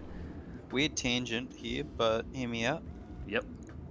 How long do these clan wars between each other go for, typically? The rivalry exists permanently. between the Yeah, clans. I figured that the rivalry would be there The permanently. battles, because of the way the clans are all about efficiency, and they've got an honor system, so they don't like drawn out wars. So the way clans actually fight is not like any other military. If two clans want to, say, fight over a planet, the clan that's attacking will arrive in orbit of the planet, and they'll issue a trial of possession, which is they will issue a challenge to the faction that is defending the planet. And they'll ask, we want to take control of your planet. We want ownership of your shit. What are you going to defend this planet with? This is where the honor part comes in, because then it comes down to the honor of both sides on what they actually bid. And there is a bidding process for the forces that will be deployed into battle. The defending side usually gets to select the forces, and the smallest force you can use, or the least amount of mechs or mechs, aerotechs, tanks, forces in general that you can deploy and successfully defend your world with, the more honor is in that victory. So that you're rewarded within clan society for using the least amount of materials. It's an efficiency reward. Once you bid, your attacker will bid against. Now, if you bid, say, 3 stars, because the clans don't use lancers, they use stars. Innisphere uses lancers, which are groups of 4 mechs. The clanners use trinaries and stars. Trinaries are groups of 3 mechs, stars are groups of 5 mechs. So say they bid 3 stars in defense. It is actually a point against the honor of the attacking force if they use a greater number of attackers, or a greater force number than those of the defenders. So ideally the attackers now want to bid at 3 stars or less, because that's what the attackers have done. Once that is done, then it goes on to where the battle is going to take place, and essentially a section of the planet is agreed to by both parties that this will be the battlefield and the fight will happen here.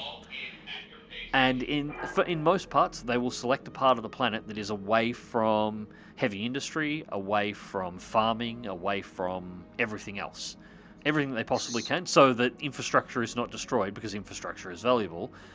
And then they go down and they essentially have a tournament fight. And the winner takes the planet, the loser packs up their shit, fucks off.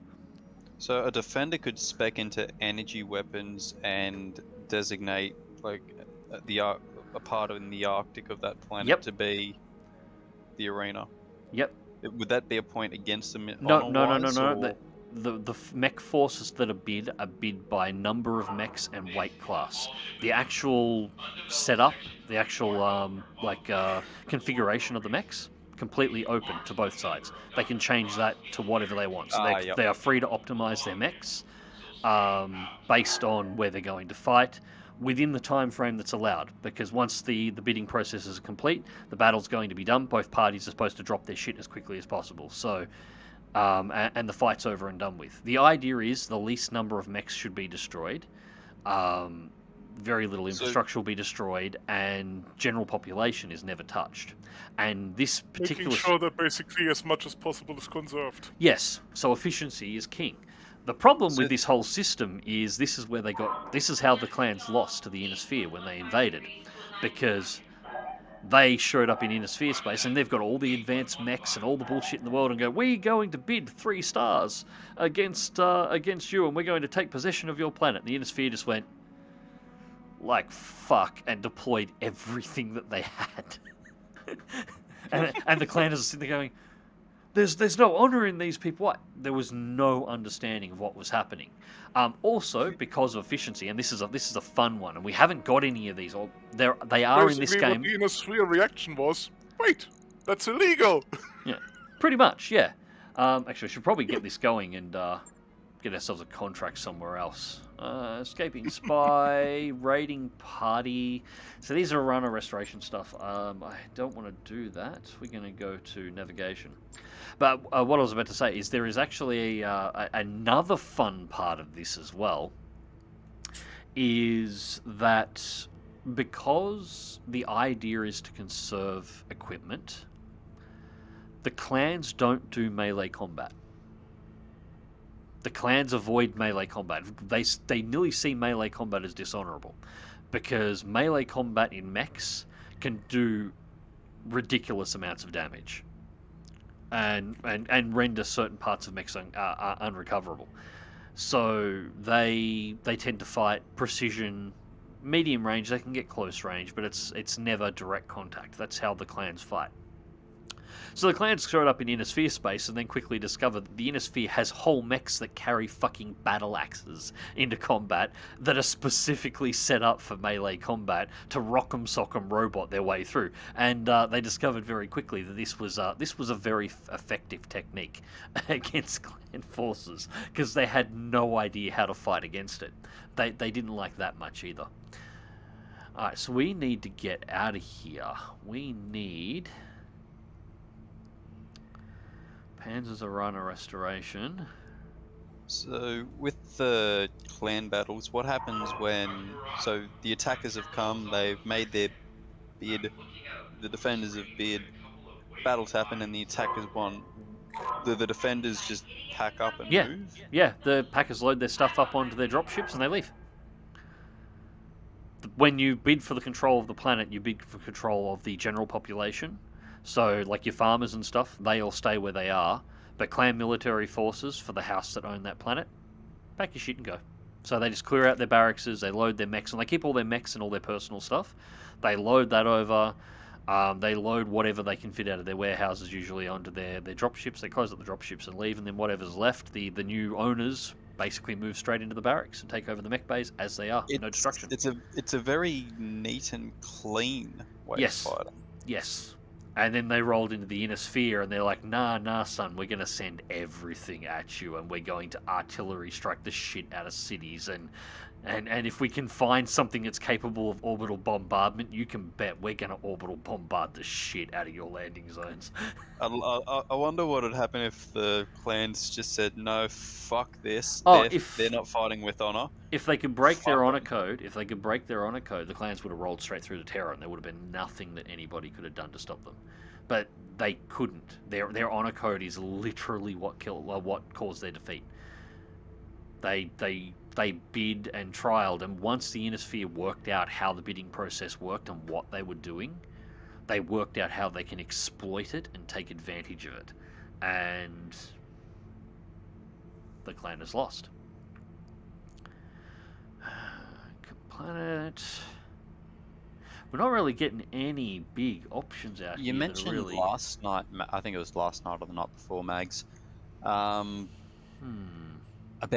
the Star League mechs that end up getting found in the caches, having some sort of different armor than the rest of the mechs in Star League heavy mechs circulation. Yeah, the Star League heavy mechs, especially the mechs that were built at the very end of the Star League, used some more advanced materials manufacturing. They started seeing things like endo steel and a few other new materials showing up. Endo steel is what I was talking about. Yeah, they're exceedingly... Clan mechs that have endo steel? Oh yeah, they're completely endo steel. They're also mostly omni mechs, which is something the Inner Sphere didn't develop. What's an omni mech? Alright, so a traditional mech... we'll go to the mech bay, because everything here is a traditional mech. So, sorry guys, we're going a little bit of a lore tangent here before I work out where we're going. So we'll jump into the Warhammer here and just have a look at the refit. Sorry about hijacking your stream, Mags. That's right. So, no, it's fine. It's good to talk about. I want to do more stuff on this anyway, so I'm working out some scripts to actually talk about this kind of stuff. But anyway, so Warhammer here. Warhammer is a standard mech configuration. So if you look in the... Sorry, go ahead, Tal. That sound you're hearing in the distance, that's Archer's lore boner straining against his pants. Alright, so, Warhammer. Sorry, had to be done. Right arm, left arm. A Warhammer is a standard configuration mech. So what we've got, you can see in the arm here, we've got one energy weapon's hard point. So we can place one energy weapon inside of this arm, one energy weapon inside this arm. We cannot place ballistic systems, we cannot place missiles. We can place whatever type of energy system we want, but this arm is only wired to have one in. So it's got PPC in each arm. Same goes up here. We can have energy weapons in. We could fit a missile launcher into this if we wanted to. There is a slot option for it. And we can fit some lighter weapons if we wanted to as well. This side we can fit a ballistic weapon, so AC5, AC2, AC5, AC10, AC20. We can fit an energy weapon, which we have. We've got a mead laser, but we can only fit one of these. We could load one in each slot, but only one of each. We can't load 2 ballistic weapons or 2 energy weapons in, and again 2 light weapons. This is the hard configuration for this mech. There are variants that will allow you to load different things in, but these are, in law, they have a different arm attached that is wired for different hard points, and this is how you get your different configurations. Clan Omni mechs don't have this. They are designed from the outset to have a universal wiring harness inside of them and be universally configurable. So you can put any combination of weapons into any slot in any position on the mechs, and the mechs are designed to be adapted to these weapons. So there is nearly an infinite number of customizations that can be made to an Omni mech. There is no restrictions on what you can fit outside of the tonnage of the mech itself. And this includes an Omni-Mech's the ability to rip out the fission reactor and change the size of the fission reactor, change the size of the primary drive engines to make them faster or slower, rip out everything and change it into something completely different. What I'm hearing is that the modern conventional militaries would absolutely love them because they've got the magical M word. Modularity. Yes. A Clan Omni mech is essentially a modular mech. You can change every single internal component on it, and almost anything can be fit into it. So this is why you can have, like you'll see the traditional Timberwolf has LRMs on the shoulders, and it has large lasers and medium lasers, and it has a pair of machine guns. But you can yank the machine guns out of them, you can yank the large lasers and medium lasers out of them, you can whack 2 autocannons onto each arm and load SRM4s or load PPCs into the shoulder boxes, or load medium lasers into them if that's what you wanted to go. You can take the shoulder boxes off the Timberwolf completely and load more stuff, and load, if you could fit them in, load 2 Ultra AC-10s down the left and right hand side of the torso past the cockpit, and then load just machine guns into the arm. Whatever combination you want, it is completely up to you. They will fit whatever you can fit within the weight limitation. You can yank a clan mech down. This is actually a really fun one to do in some of the older mercenary games, MechWarrior 4 Mercenaries in particular. MechWarrior 2 as well is great for this, but you yank out all the components and you upsize the engines in the Stellaris tournaments, and you can build a mech that runs significantly faster. I used to use a Shadowcat that was wired to run at about 120 kilometers an hour before mask, and then run it with just a Gauss rifle. So I'd just run around, flank everything, and shoot them in the back armor, and then just run away. You could just customize mechs like that. That was the way it was designed to be. The way clan mechs are designed to be, anyway. Alright, we're going to have to take one of these contracts to jump us out of the area, because we've got really nothing that's decent. So, jungle. We got an assassination mission, which is 2.5 skulls. Max salvage is 3, and assassination missions are generally pretty good, because they always got a higher weight class mech. So we might get something else in that sweet 75 ton range we're after. So we're going to take this one, and that'll start getting us back towards general space. And I definitely want 3 salvage on this one, so we'll take 228. We got 2.7, and we've got mechs to sell, so we're good. And the target is the Taurian Concordant still, because we're fighting as a Rhino, so that's fine. We don't like the Taurians, Roger so that, Commander. Screw them. Course plotted. Fuck the Taurians. So another thing that probably wouldn't have worked too well in the clan's favour when they attacked would have been the League's use of ground vehicles in addition. Well, no, the clans have ground vehicles as well, but they're part of the bidding process. Yeah. So they don't just use mechs. So clans have aerotechs as well. Clans have warships, which is something most of the Innisphere doesn't have. Hang on. Reputation warring, the Taurian Concordant. Your actions against our interests are earning you a powerful enemy commander. Continue to impede Taurian operations in this region. You'll pay the cost. You view your faction reputation at the CPP. Yeah, I don't care about the Taurians. Screw you guys. Yeah, so the clans have aerotech fighters, which are basically starfighters. They have ground forces, they have tanks, but they're all part of the bidding process. So if you want to deploy them, you have to bid them in. They've also got elementals. Now, elementals are fun because the inner sphere doesn't have an equivalent to them. Elementals are essentially power-armored infantry. Think Space Marines in the Battletech universe. That's what they are. The pilots for elementals are genetically engineered warriors designed to run these power-armored suits. They can stand up to 8 feet tall, and they're... Think about all the descriptions for Warhammer 40k Space Marines. That's what these guys are, and they boss, wear we've just completed they those wear a upgrades. mech suit with jump jets on it, and they get deployed as heavy and assault infantry. Their weapons are heavy enough that in groups they can take down mechs as well. So, but these are also, again, part of the bidding process. So if they're going to send a point of elementals, well, you have to bid a point of elementals in. And this is just, that's how the clanners I've fight. got the financial report. So they're used to fighting with that stuff, but they're used to seeing all of this, and they've got a few things that the inner sphere doesn't have. But They've just perfected champion combat. yeah, essentially, yeah. Everything is an arena battle in the clans, all of it, everything that they do, unless something like a what was, I can't remember the name of the clan that had that pulled onto them. The only time that doesn't happen was the Trial of Annihilation. And that's when a clan has fucked up so great. It only happened once. But it was when, I forget the name of I don't think it was Diamond Shark. It might have been Diamond Shark? I'm not sure. I'd have to go back to the lore books on this again. But one of the clans fucked up at such a monumental rate. No, it was Clan Wolverine. I think it was Clan Wolverine. But they screwed up so badly that they pissed off the rest of the clans to such a point where a star of clan Mongoose warriors were destroyed in a trial of annihilation after being accused of poisoning drinking water used by Clan Snow Raven.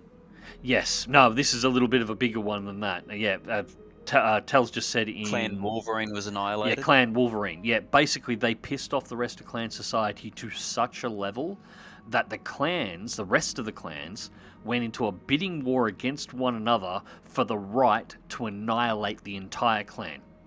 Destroy every single mech warrior they had, every single bondsman they had, every single farmer that they had, annihilate their entire gene stock and erase them from clan society permanently. And the other clans had a bidding war on who got permission to do that. And that was the only time there was no bidding war against that clan, because it was he who won the bidding war, went in, wiped them out. And there was no just open warfare from the clans. Oops. Yeah, Wolverine had decided to actually drop the class system, and it was working. Yeah, that would piss off the clans in a real hurry. So yeah, that makes sense. But yeah, they ran a trial of annihilation, and that's what they were. The clans bid for the right to genocide the entire clan. Yeah, annihilate. Exactly what it is. So there are different types of trials. That's a big one. There is the other one that will pop up regularly in lore is the trial of refusal, and that is when basically a decision's made.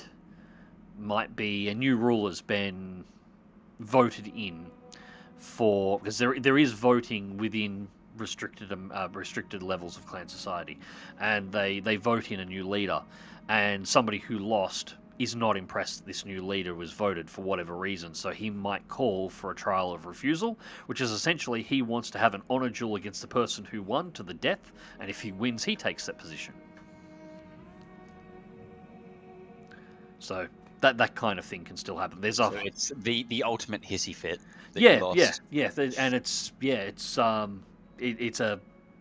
1v1, and not necessarily in mechs as well. Sometimes. So it'd be like fucking Trump losing the election and then going, all right, Biden, fuck you. Yeah, into the boxing match. Cage match. 2 men enter, 1 man leave. Yeah, that's what it would be. That kind of a thing. Alright, so we've just had our engineering complete, so we now have a gymnasium on board. So, sorry for getting a little sidetracked here. I hope you're enjoying the update on the lore, guys. If anybody in chat has any questions too, like seriously, just pop them out, and if it's something I can answer off the top of my head, off the cuff, I will, or if I can give you a general idea. Keep in mind, I'm only recently digging back into all my lore books, so I'm playing a lot off memory. I've had a lot of old stuff here. Now, structural reinforcement. We're gonna have to do those soon enough. We've got the other mech bay to get up, but we've got spare spots. Grizz says how much duct tape? How much duct tape? All the duct tape. All the duct tape. In the Battletech universe, duct tape is everything. Duct tape is life. There are fission reactors in battle mechs that are held together with duct tape.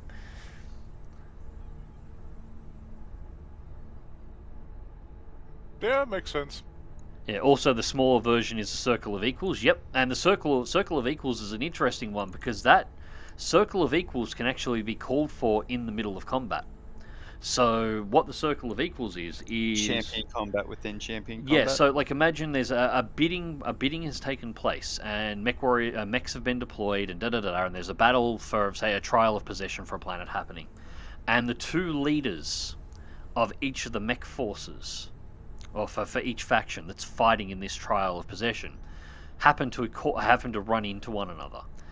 They can call for a Circle of Equals, which is essentially the entire battle that is currently taking place stops. All the mech warriors for both sides, except for the two leaders, form a literal circle, creating an arena with their mechs in the middle of the battlefield, and then the two leaders go for it one-on-one. And the winner is automatically declared, the winner of that fight is automatically declared the winner of the entire thing, so that the entire combat just stops and there's no more losses. So you can have a Circle of Equals declared in the middle of a battle that's already been bid, just so two leaders can go head to head. So the clans would only need a very small military force. They have a very large military force, but everything that they do within their society is refined and built around the idea of minimizing the expenditure and minimizing the loss. They are the most honourable individuals are the ones that can gain the most victories using the least amount of resources. So the people that actually fight the quote-unquote champions, the champions that are selected to fight in these duels, these small-scale battles, these bidded battles. Yes. Are these fights necessarily to the death? Ideally, no. Would you lose a shit ton of honor for losing like a planet? Well, no. If you for your clan. Well, it depends. There will be some, but for the most part, no. They sort of trade pretty smoothly. The biggest risk to the clans. Remember the whole bondsman thing. Clanners don't want to kill their enemy if they can avoid it. I forgot about that. Generally, what they want to do is they make them bondsmen. Like, if you lost a Circle of Equals, but you weren't killed, so your mech went down but you ejected, for example, and you'd be recovered afterwards, the winner of the Circle of Equals would likely make you his bondsman. You wouldn't be killed. You would become a bondsman. They would take you as... I did forget that you mentioned that. Yeah, and ideally this is what would happen. Death does occur. Sometimes honor needs to be sated, and the battle must be to the death. But as a general rule, it's avoided if at all possible. There has to be some really bad blood going on to actually go for the death wherever possible. Again, it comes down to efficiency. Yeah. Don't waste a resource that you can use. It's better not to kill your enemy, but make them a bondsman where honor requires them to fight on your side. Because if they're good enough to fight against you directly, then they're probably, if you're the best in your clan, or you're in your battle group, your star, then they're probably somewhere near your level, and likely better than a lot of the troops that you have. So that's a useful resource. You don't want to waste that. And yeah, the clans are very efficient. They have very little troop losses, at least until they encounter the Ionosphere. Intel said it's a way to save troops from being wasted or resources. Yep, that's exactly what it's all about. Yeah, and the clans are very efficient, but they're can't- missing a lot of other things. Like, clans do not have music. They do not have art, really. They don't have anything else. Socially, outside of their honor system and their caste system, they have basically no social development, and haven't... Not only do they not have any social development, where the Inner Sphere lost all of its technological development over the Succession Wars, the clans lost all of their social development that they had when they left as well. Right now, I'm just imagining, you worked your way up in the military. You've gotten to, you got into the number 2 position. You're the poster child's number 2, and Right, so then we're going to go for training module 2, only 270,000, 15 days, and it gets the second training thing up. All right, I'll And get then the team the on guy it that right you're away. serving under gets fucking beaten in a circle of vehicles, and you're just sitting there watching as, as you lose a planet based on one fucking person. Well, the fucking up. thing is, in Clan Society, that's just another day. When they pull off, they'll be deployed to a new thing, and they'll have an opportunity to regain their honor. They'd probably be sent on a mission to try and take a planet from the opposing faction that took one last time, and planets will just change. I'm just thinking of a fucking circle of vehicles, and one guy gets beaten, and one of the onlockers just goes, "Oh, there goes Dave." Yeah, but it's weird from our perspective, but that's kind of the point of the clans. From their perspective, this is just normal. This is Monday. This is the way things are done. Then the number 2 becomes a number 1. Yeah, number 2 becomes a number 1. They pack up the shit. They go to a new place. The Khan of the clan goes, you know what, you guys, we really didn't want to lose that planet over there, but we're going to send you over to that planet over there. I want you to run a trial possession on that one. I want you to take that planet, and they'll have a bit of a fight, and hopefully they'll take it. And if they don't, well, then they'll lose some honor, because then they've lost 2 planets. They've lost a trial of possession, and then they failed a trial of possession, and then that's not going too well on their record. But so they're likely going to be demoted into somewhere else, and their position might be shifted within the clan. Like, they won't get killed or anything, but they'll be put into assuming that they might be there's put no in. one- They might be shifted to garrison duty or something that's just just a shit boring job because they just failed too many times. This is assuming that there are people better than them to replace them. Well, there always is. There's always somebody upcoming in clan society. That's kind of the point. Fair. The one thing the clans do well is war. Everything else they not so well in. And which is again why they had such an issue when they encountered the Inner Sphere, because they ran into Inner Sphere society where they didn't understand politics, they didn't understand anything social that was going on, they didn't have any concept of anything, and the Inner Sphere, of course, had no idea what their honor culture was. Nobody had a clue. Alright, so we've arrived at the new place, so, yeah, screw it, let's proceed. So, I'm still in hospital. Alright, so, we're going to get Glitch out to drive. Now, this is a 2.5 with assassination. How long am I going to be in? How long am I out of play for?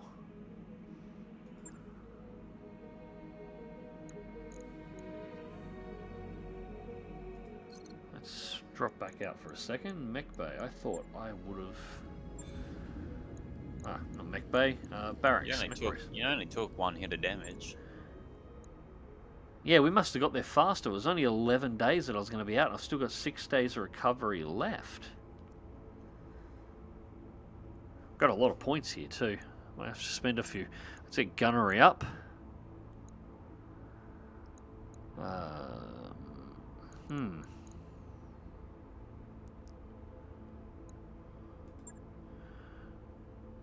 And Guts gets me up another 2 health. Actually, if I pull that out, I can probably go up another... No, 22 base weapons hit. That's pushing 9, so that's good. I'll confirm Training that. Should probably confirmed, confirm all of these before we move wait on, your because we've got command. points to spend. Yes, we want to improve your Training gunnery complete. skills. Commander? Barak, 6,800 points. 654. Yeah, we want 1 in Guts to bring that up. Get -1 recoil penalty. Now, Barak. What was I doing with Barak? Barak was going for sure footing on pilot.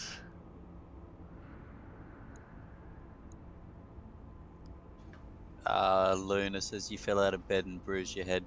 Nah, he just failed the vibe check.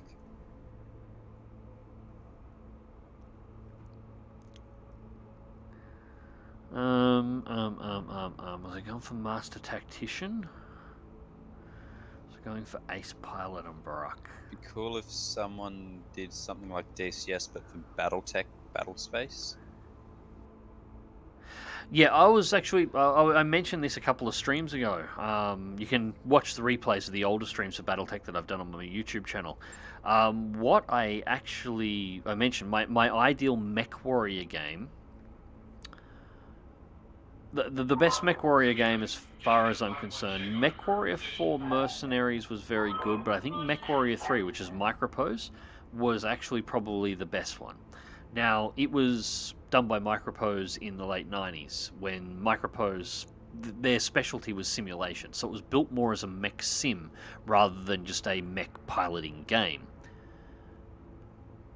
What I've been wanting, and what I think would be really good, if somebody built a DCS scale map, you know, say like DCS Syria, properly built and laid out cities on it, waterways, terrains, the whole works. So a fully detailed map on the scale of Syria with multiple cities, different boundaries, whatever else, and then built a mech sim with an interactive cockpit that operated on that map. And instead of jumping between stars like you do in this and using jump ships around, the entire campaign would be played out on this one planetary environment where you would have essentially your point of landing with your initial drop ship, and then you would have to build your logistics base. You would have to defend your logistics as your front line is moving towards into enemy territory and you're capturing cities. Like a first-person RTS. Yeah, kinda. Like, just picture DCS Battletech would be the idea. But on a long-running campaign, the enemy, you would be taking territory from the enemy, and your missions that you would get within the boundaries of the game might be, okay, so you might have to assault a city, assault a firebase, defend against a lance, do recon, or you might actually have to defend your own assets against counterattack, or defend logistics convoys that are moving supplies between the bases, and have everything physically modeled on the map at all times. So there is actually only so many things you can do at any given time. You might have the option of commanding a couple of lances, and you can tell a couple where to go, and then you have your lance that you take somewhere else, and you have to judge where you're actually needed to be, and you could potentially lose ground. If you make the wrong decisions, you might lose a logistics convoy that's carrying all your ammunition, and suddenly the next battle you're going to be short on ammunition because you didn't have enough to resupply all your mechs because you let a convoy get destroyed that was moving your ammunition to your new firebase. That kind of thing. I think there's definitely ground for an advanced Mech Warrior simulation done with that kind of a setup. And then long term, ideally, once you had that built as a game, you could then introduce new maps. So you'd have a Syria, like a quote-unquote Syria map as the standard map, and then somebody might make a new map that you could buy, and an entirely new campaign will run on this new map, and this new map will be about the same size, but maybe this is going to be a full alpine setting with only a couple of small towns and it's got lots of snow, or maybe it's a tropical setting, maybe it's a map on that scale that's literally in void on a moon with domed lunar cities, and you've got to work between them. That kind of stuff. Grizz says VF1 Valkyrie DCS sounds like fun. VF1 Valkyrie and DCS sounds like fun. What's the VF1 Good Valkyrie? to go. That is, depending on which area you come down to, Macross or Robotech. That's the F-14 that turns into a giant robot. Nah, I'm still waiting for Airwolf and DCS. Guts 5. I'm trying to remember what I was doing with each of these. I think I was sending Barak towards Master Tactician. And I think I'll running them both for Master Tactician, because I wanted Barak to be the backup replacement for Decker. So 2 indirect fire penalty, we go 7 gunnery. We can pick it up now. Yeah, we'll pick it up now. We'll pick it up now. All right, so Training confirmed, Commander. again, for those who haven't seen this before, 4 skill levels that you have for your mech warriors for how they're leveling up.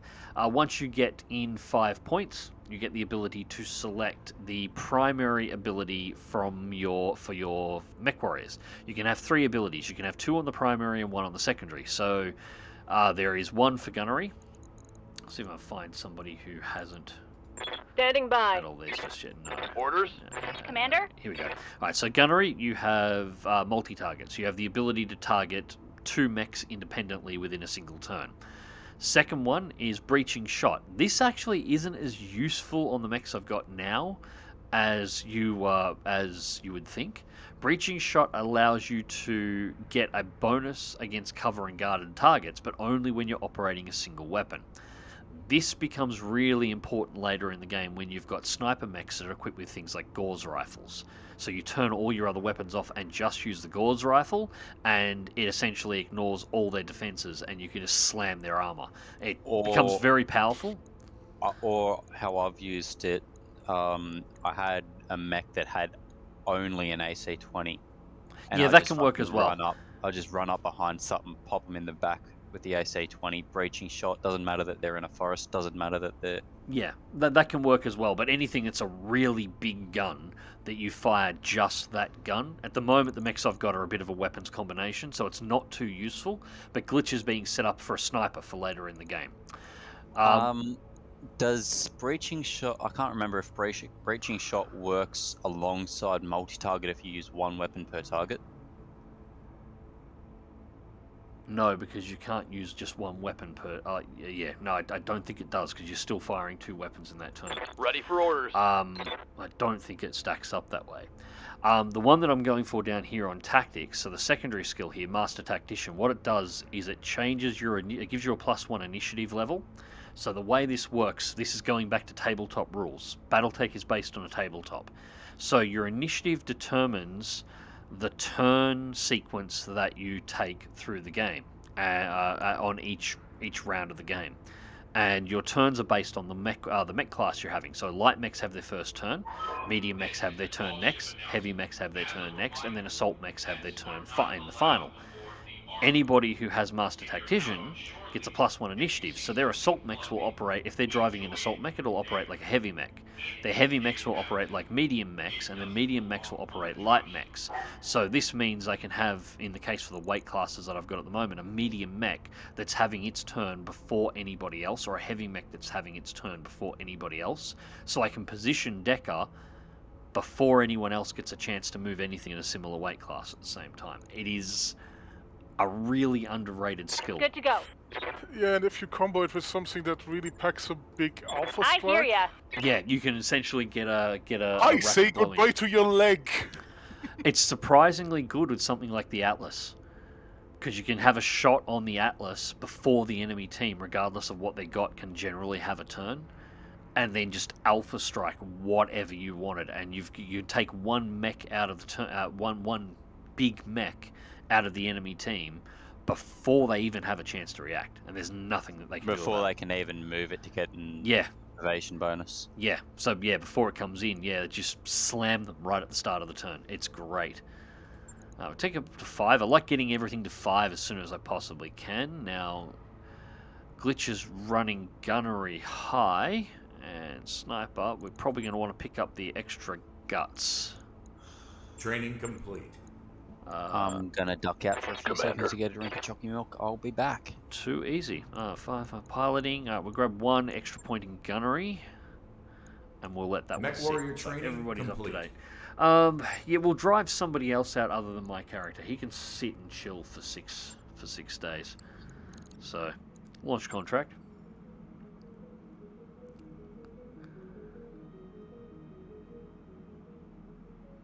I wonder if anybody has made a Robotech Macross skin for the F-14. I don't think they have, unfortunately. I'd like to see it if they did. So we'll bring the Marauder out. Who's got my highest gunner? Yeah, Glitch, congratulations, you're driving a Marauder. Shadowhawk can go out, Crab can go out, Trebuchet can go out. We're going to bring the Warhammer out for this one.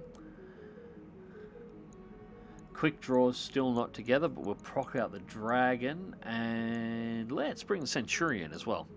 So that's a good combination. So glitch is up first. Yeah, get everybody else out of these mechs. Alright, so Warhammer.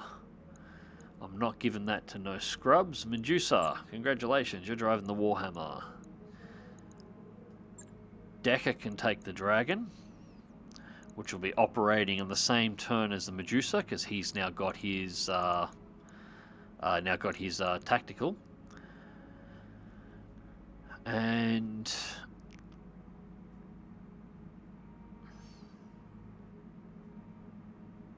Tac 3 Gut 8. Archangel's tempting, but I think I'm... Yeah, no, we'll bring Archangel. I'll bring Archangel. I need to work on his tactical level. Tactical and piloting's too low. He needs to be worked up. He's a bit of a... He's decent gunnery and good guts, but he's a bit of a scrub otherwise. Yeah. Alright, so we're deploying into an assassination mission in the lowlands. It's 3 skulls. I'm hoping if we get lucky, we might roll an assault mech as the target, because I would like one of those.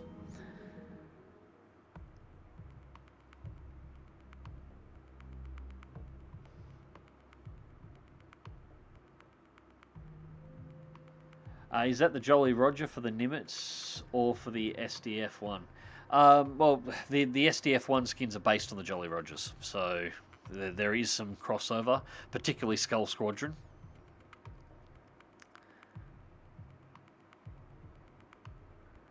Oh, I'm going to have to look for that. When I was running a TT Merc unit, tabletop Merc unit, I would swap out a lot of my mech ballistic weapons for energy, so I didn't have to worry about ammo. It's not a bad option if you have the option for it, but you do run into heat issues on if you try it. It works really well if you happen to be playing in sort of temperate environments, or you're playing in Arctic environments or anywhere. But you'll run into heat issues in the desert. That said, I don't mind. Like the Marauder I just picked up is all energy, and it's the one that I prefer. It just means you've got to spend a little bit of time managing it, that's all. I got F-15 skins for the classic Transformers. Skywalk is a mean skin to use since it's very dark. I do have Robotech Macross skins for the F-15s. Yeah, I haven't looked at the DCS skins in quite a while, so there could be a lot out there. I know there's enough anime skins in there. I would be really surprised if all of the Macross/Robotech squadrons weren't represented. In your videos, you talk about exams and assignments to get done. Are you teaching or are you studying? You must have been watching some older videos. I was studying. I completed my studies at the end of 2020. I was doing graphic design. I was doing a degree in graphic design. Have you put a diploma yet? Yes, they finally sent it to me. It is sitting on the ground behind me, or ground on the bench here behind me at the moment. I've still got to put it into a thing. They had to mail it out to me. Obviously, COVID, there was no graduation ceremony or anything else because they were not allowed. What have we got? Oh, I know what that is. Yeah, I want that. That is an Annihilator. That is an Annihilator. Yes, I must have.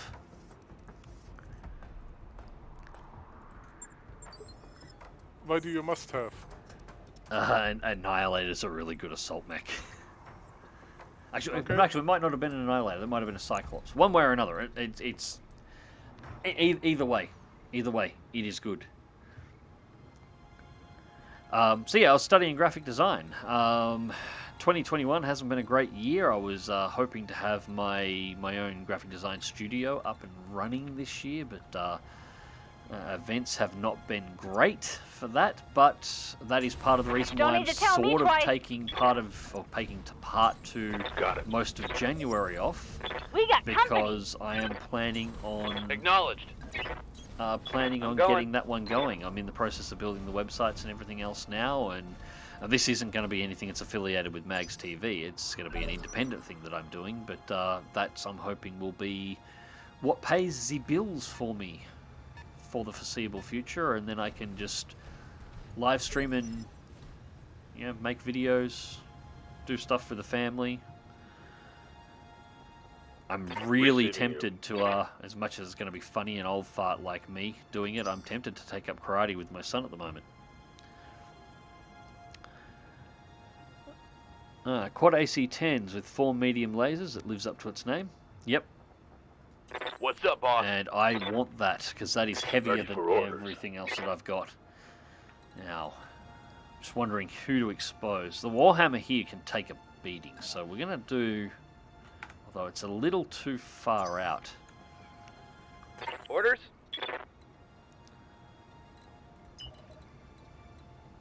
Might be better.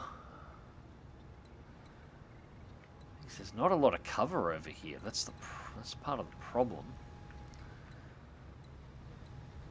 This is not ideal terrain to take on an assault mech because we've got a lot of open ground without very little cover, and those things, they're lots of guns. I don't want... I can take a few hits from these with what I've got here, but I wouldn't want to...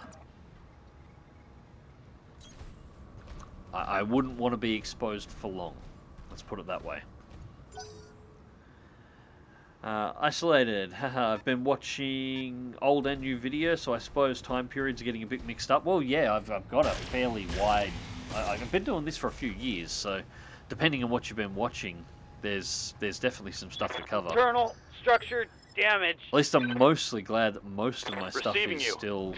still videos that can be watched even quite some time after I've made them, so they're still sort of relevant to watch. I don't think I've got too much that goes out of date, out some of my very specific War Thunder stuff I did back in the day. 45 meters, that's some SRAMs. Going to put on a bit of heat here, and we've got very low hit chances. Yeah, I'm not too happy with those. I'll just rattle off with the AC-5. Holy shit! Enemy down. What did you just do? Um, Oh! Oops! well, that was a crab. I mean, it's still a crab, you just have to wash out the cockpit. Decker's getting a raise. Standing by. Oops. He can oops like that all he wants. Decker's getting a raise. That was good. Oh. Alright, so I'm gonna bring the Warhammer left and then drop it. Get Roger. shots into the Hunchback, and then drop it down into this valley, this little shallow valley here, or depression, with the tree line for a bit of cover. Mead lasers out, so we're going to go double PPCs. I'm not going to use a precision strike because I already have somebody else I want to spend that on. But double PPCs. Target confirmed. Well, you're shitting me. One less target.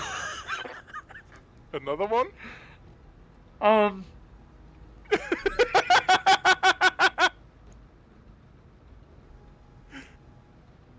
The Taurian Concordat really has no fucking chill when it comes to having a head. My team has no chill with this head. Jesus Christ.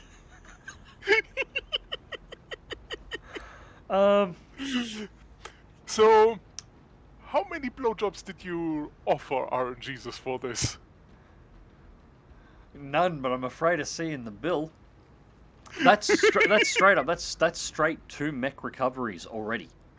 Like I can have either one of these if I want, and potentially on the extra salvage I could have both of them. Waiting for orders. Well, that escalated quickly. I read you, Commander. Moving out.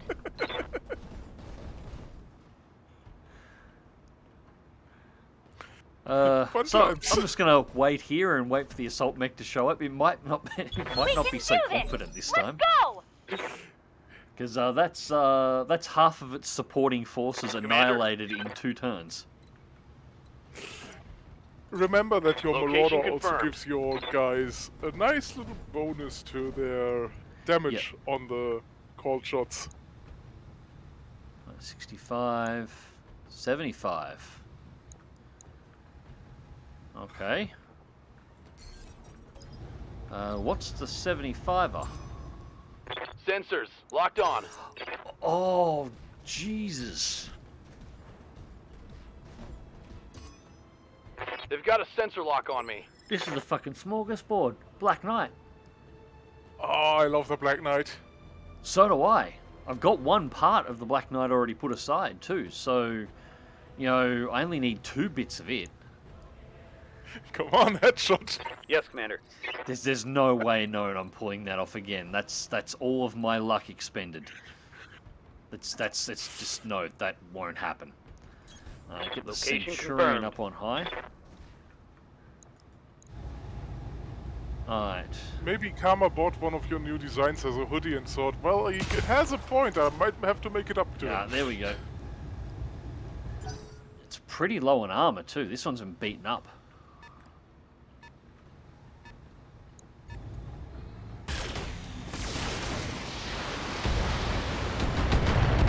I'm grateful for those of you That's who a haven't lot. been aware of it.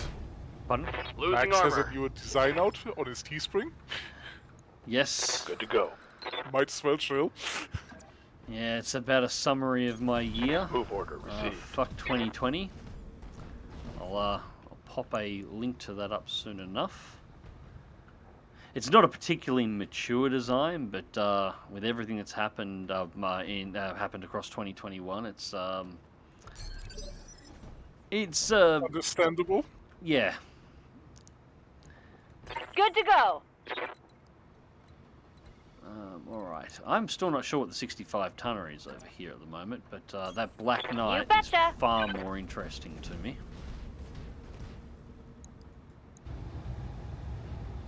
Large laser and PPCs, I'll take that. Uh-huh.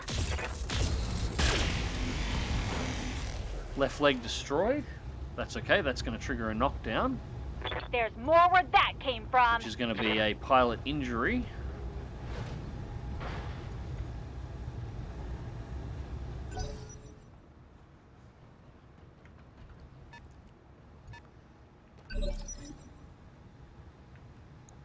And there she is, 100 tons. That's the goal. Orders? Everything else is gravy.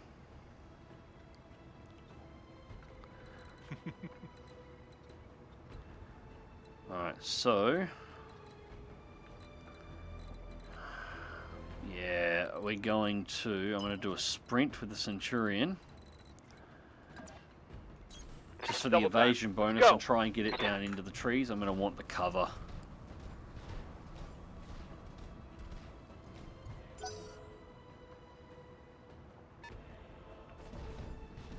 Thunderbolt. Yeah, that makes sense. For the amount of, all the missile fire from before. Ow, ow, ow, ow. Yeah, it needs to be dealt with. We gotta get rid of it really Losing fast. lots of armor.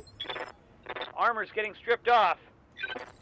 Alright, let's get the Warhammer up. Can I get a direct... we're gonna have cover. This Position is going to mean confirmed. the Warhammer is going to be taking on the 100 tonner on its own. But I can get around the back.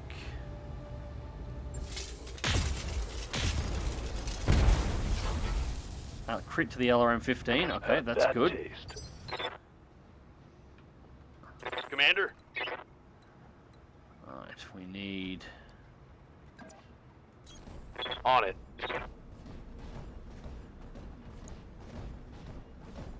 Let's deal with one target at a time. Alright, everything on. Alpha strike on the Thunderbolt.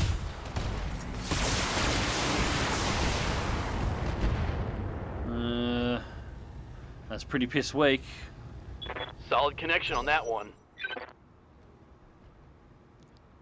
I genuinely had one. I had in one battle a Black Knight lose both arms, both legs, and 2 engine crits. But it lives up to its name.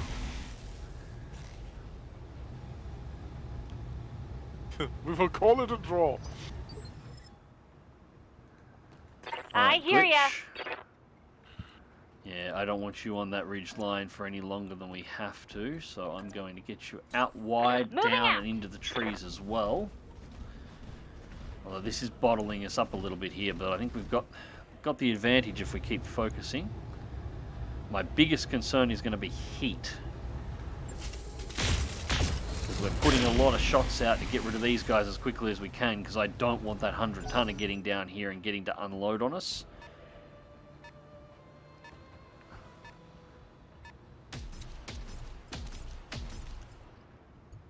Phew. Yeah, they don't like that Marauder. Yeah.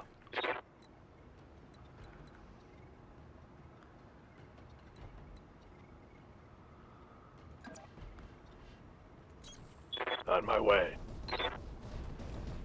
The reason I'm doing the movement there is I'm getting the cover and sort of triggering an invasion bonus as well. Roger that. Okay, that's good. Badass.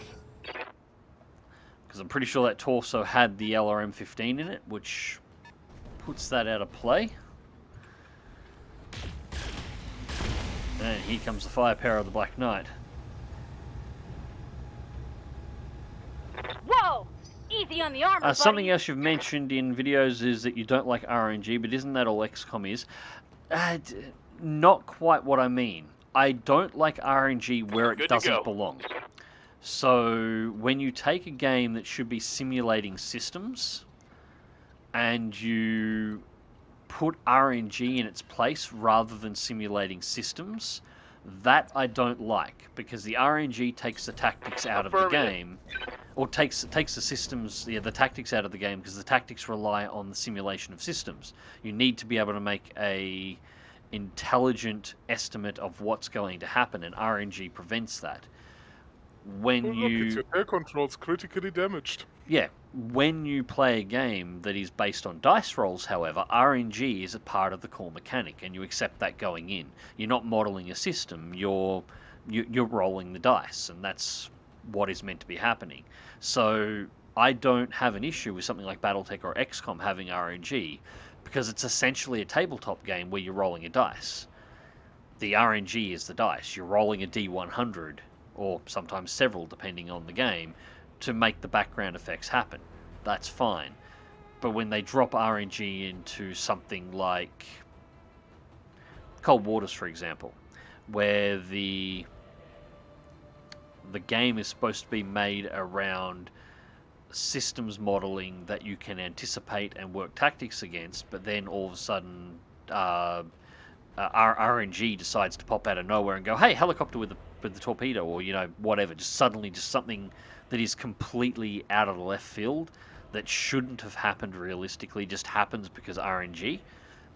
That pisses me off. That bothers me, because that is generally a sign of piss poor development or game development. So all you can do is play with your odds. When RNG just finds you in the Alps, is done with the authority, you're just baked into the game and it has to be accepted. Yeah, well, yeah. It comes down to where RNG is put into play. I don't mind it in something like this, because this is where it's totally appropriate. It would be odd not to have RNG here. What would be another example, and it's not a thing, but just to give you another idea, since DCS has been mentioned a few times. Imagine a system where RNG decided whether or not an enemy aircraft was going to show up on your radar. Not atmospheric conditions, not how you're operating your aircraft, not any other simulation, but just pure RNG, a dice roll to whether or not somebody was even going to turn up on your radar. That would shit you to tears in a real hurry. That's the kind of thing I don't like seeing, and you do see it in a lot of games. It's unfortunate, because RNG is a real easy shortcut for a developer to make something happen in a way that appears to be really complex, but is actually just cheese. Roger that. Send it all to you're out of play. Or even if a missile tracks. Yeah, that kind of stuff.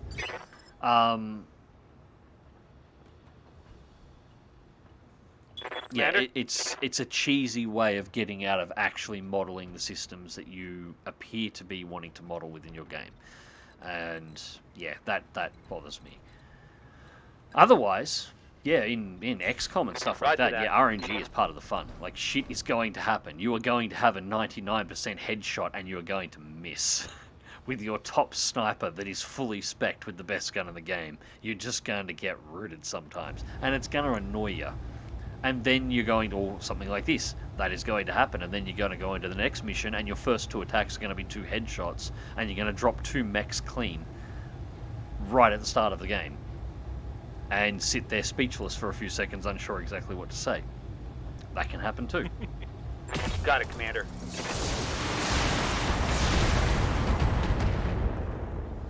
And that can happen in the tabletop as well, which is why it's entirely appropriate.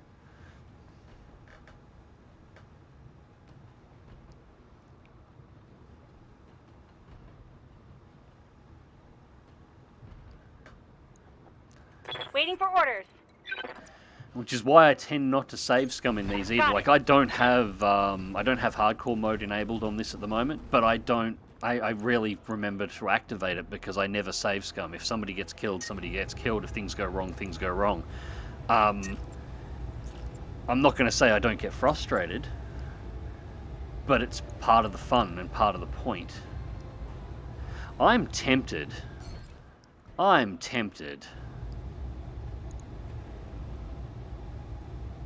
Come on, roll the dice. Roger that. That's a pilot injury. Critical hit, Commander. Unsteady.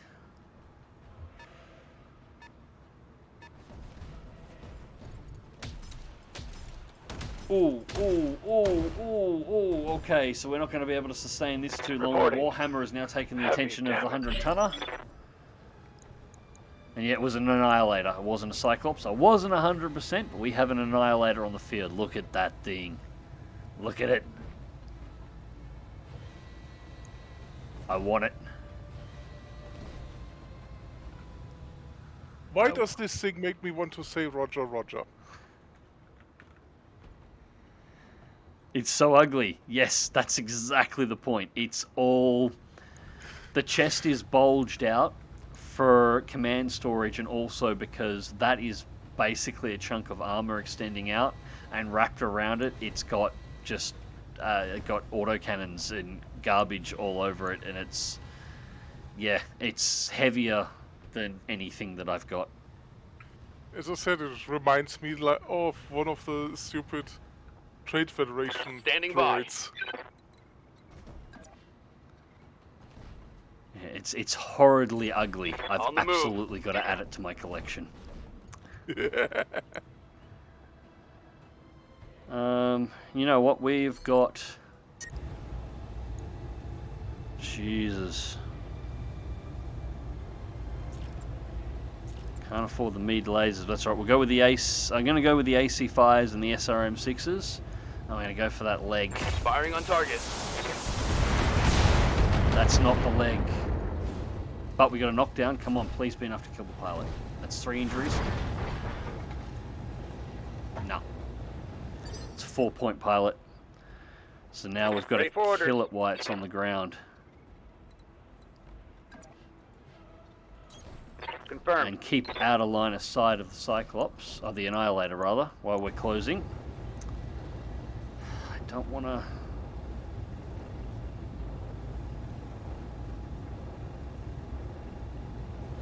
This is going to be really hard not to take this thing's CT out.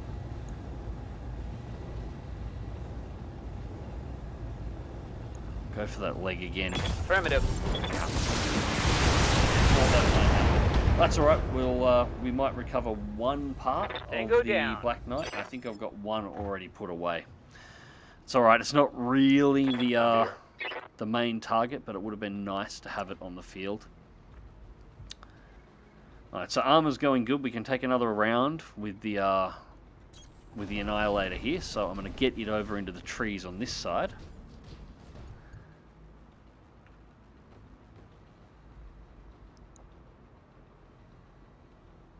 And this is what happens when you put 16 Urbies in a blender.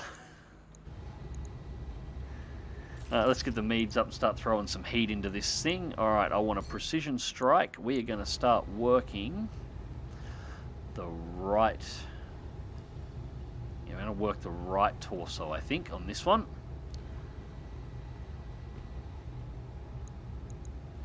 Targeting for an alpha strike. Target damaged. Concentrate your fire and bring it down. And we'll work the left torso from the other side.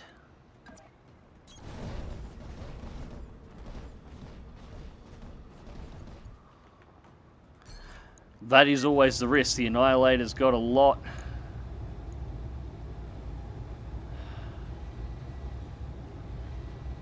You know what? I hate to do this, but I'm actually going to brace for a turn. I need to cool some mechs off. Whoa, okay. Well, fine. Just take my Centurion shield arm then. I don't care. Our mech is coming apart.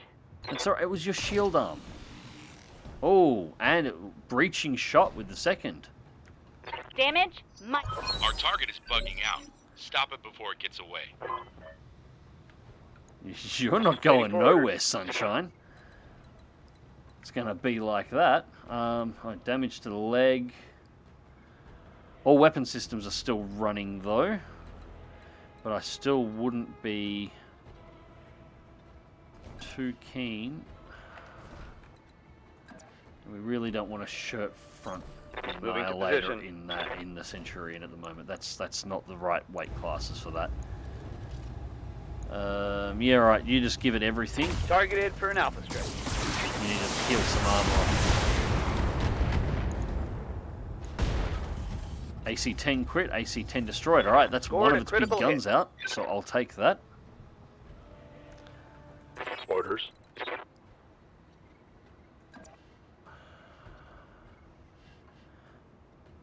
I hate to do it, but Medusa's going to have to do the same thing. He needs a cool off.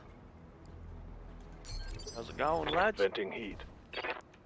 Not too bad. Receiving you. Right, Decker. Someone say machine gun? I'm live streaming, just so you know. Aye, aye. Alright, so...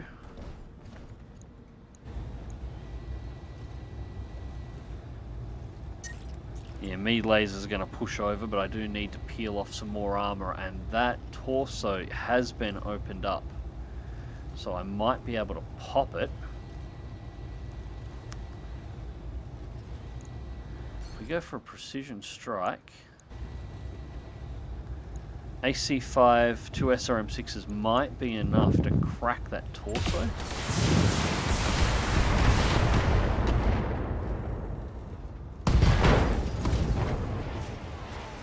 Critical hit, Commander.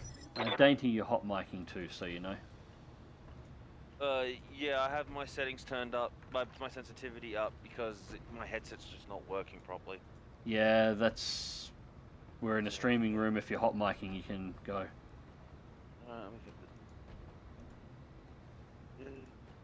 I don't think the rest of the stream wants to hear you breathing. No better? Seems to be. Alright, so... we got some work on the Annihilator there. Commander? Let's get Glitch out wide. Again, we can make the tree line here. And now Glitch is all cooled off, so we can actually Alpha Strike, Precision Strike with the Marauder. Other torso, get everything involved. Got it.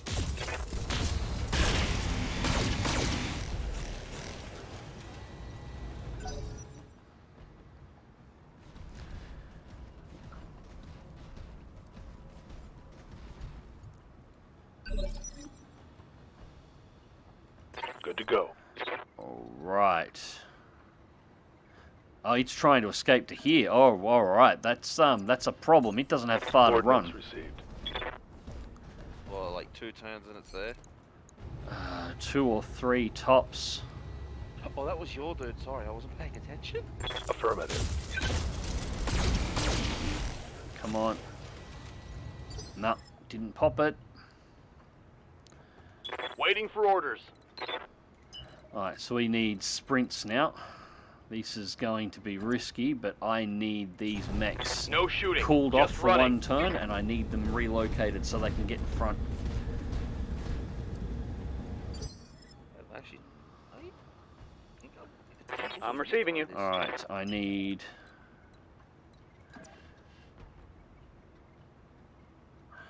this is risky. If it turns around and decides to have a go, it could pop the Centurion really easy right at now. No, is the Centurion like a light? Good to go. It's a medium and it's taken a lot of damage. Ah, okay, gotcha. Alright. Affirmative. What's our temp on the Marauder? We're going to overheat again, so we only get one out of it. It's a little warm here, but let's pop them... You're going to have to drop the PPCs off. Double rounds into its back, though. It's going to blow the Sentinel torso out. That's the problem.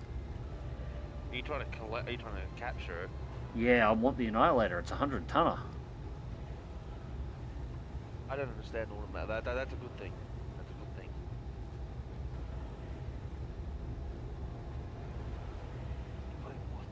Maybe. Targeting enemy backside. Please don't CT it. Alright, didn't CT Critical it. hit.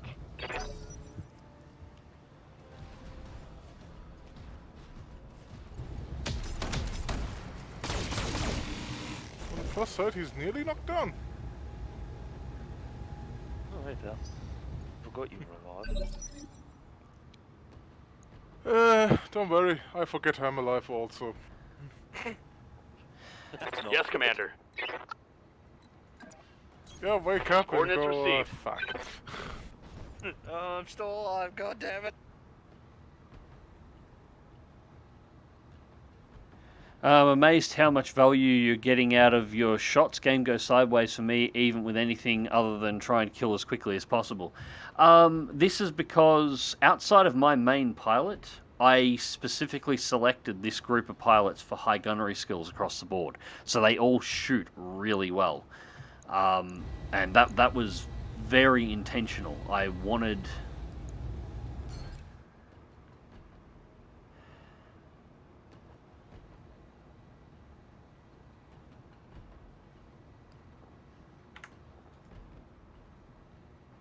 be better. No, I'll leave that to Medusa. I'm just going to go for a general strike. Actually, no, let's keep the Meads off. Just SRMs and the AC-5. Target acquired. Hopefully it'll pop that torso. Heatsink destroyed. Scored a critical hit. Unsteady. Okay, that's good. What do you need? Medusa next. Precision strike. And you're targeting...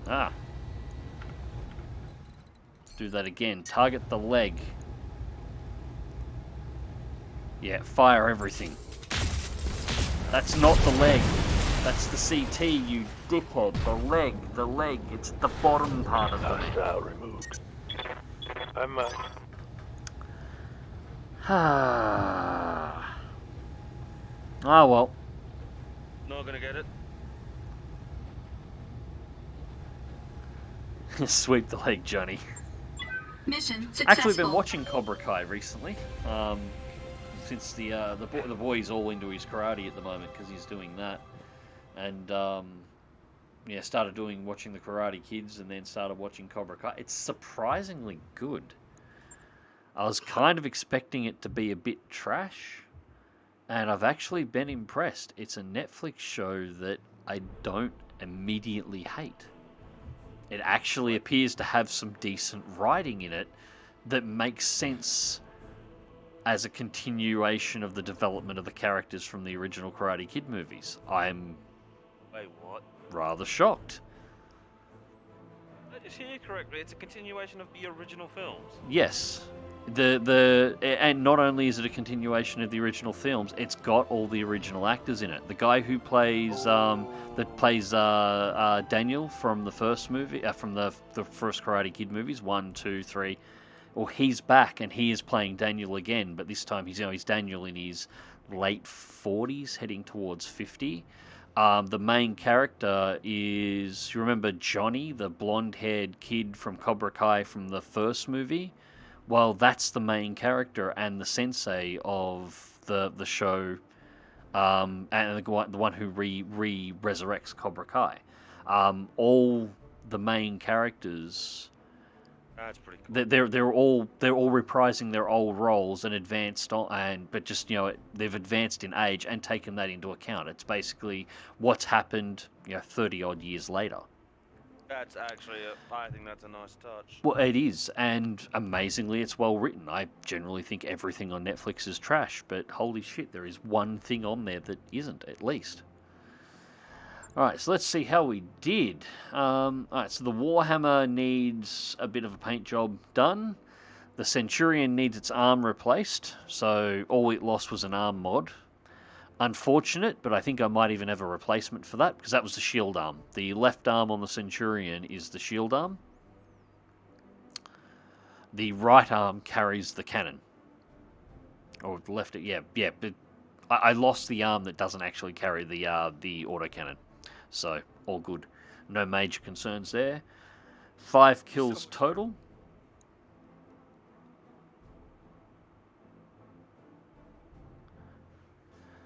Two headshots in a row, both were okay. Sweep leg Johnny.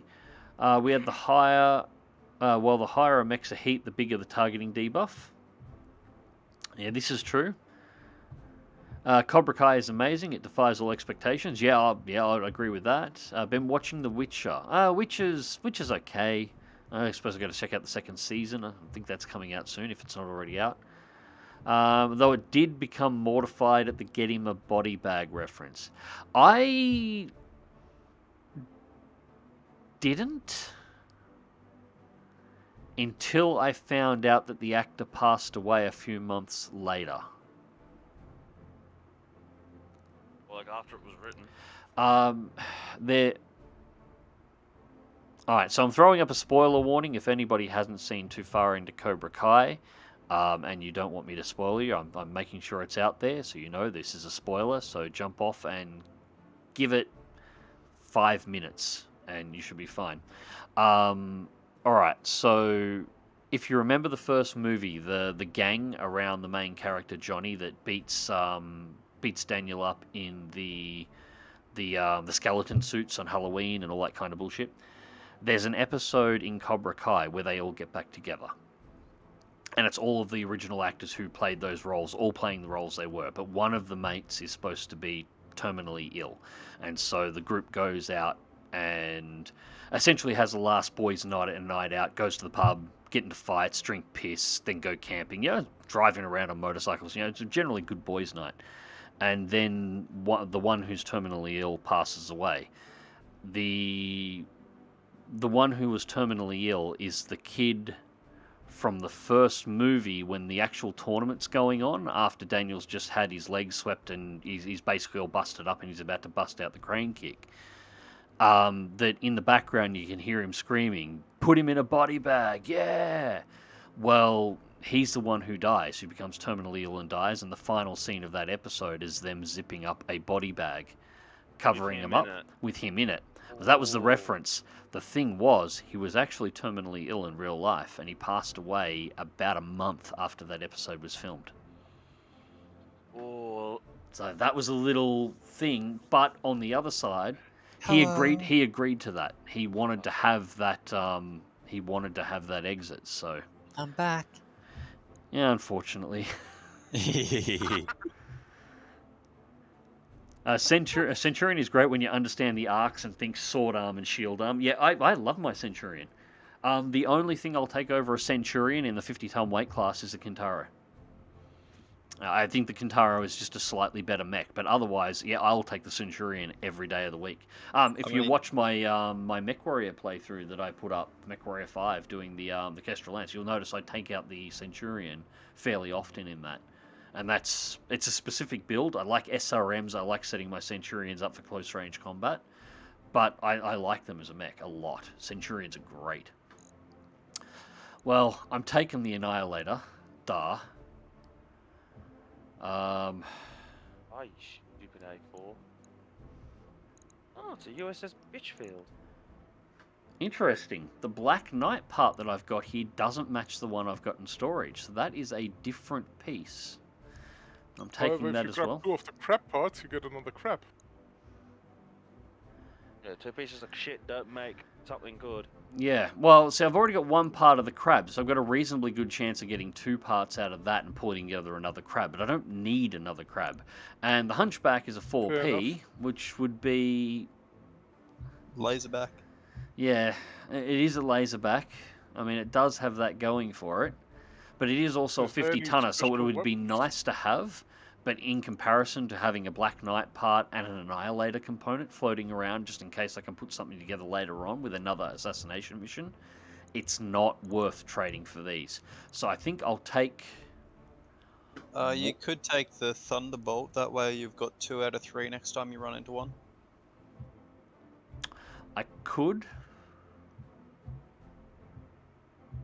Oh my god, these planes just love bullying Scharnhorst. Thunderbolt is just... not... I'd only end up selling it, though. That's the problem. Then again, I'm only going to sell the crab, too. So, yeah, I'll grab 2 out of 3 on the Thunderbolt. And I'll roll up on 2 parts for the crab. Which will be basically just cash. So that's, just to be clear, this, the salvage, and just those 3 parts is nearly 10 million credits on its own. Or 10 million C-bills on its own. Before my actual pay and anything that I get afterwards is taken into account. Yeah, that's why salvage is generally always worth more than pay. Yeah, I will generally once I have enough money put aside in my funds to make sure my bills continue being paid. I tend to not sell stuff. I tend to accumulate stuff so I can build more advanced mechs. Alright, so... I don't ever tend to open the 3rd mech bay. Oh, I see what... Oh, I'm starting to understand this now. Alright, so we got one... Yeah, alright, so we got one part of the crab. We got one of the AC-10s.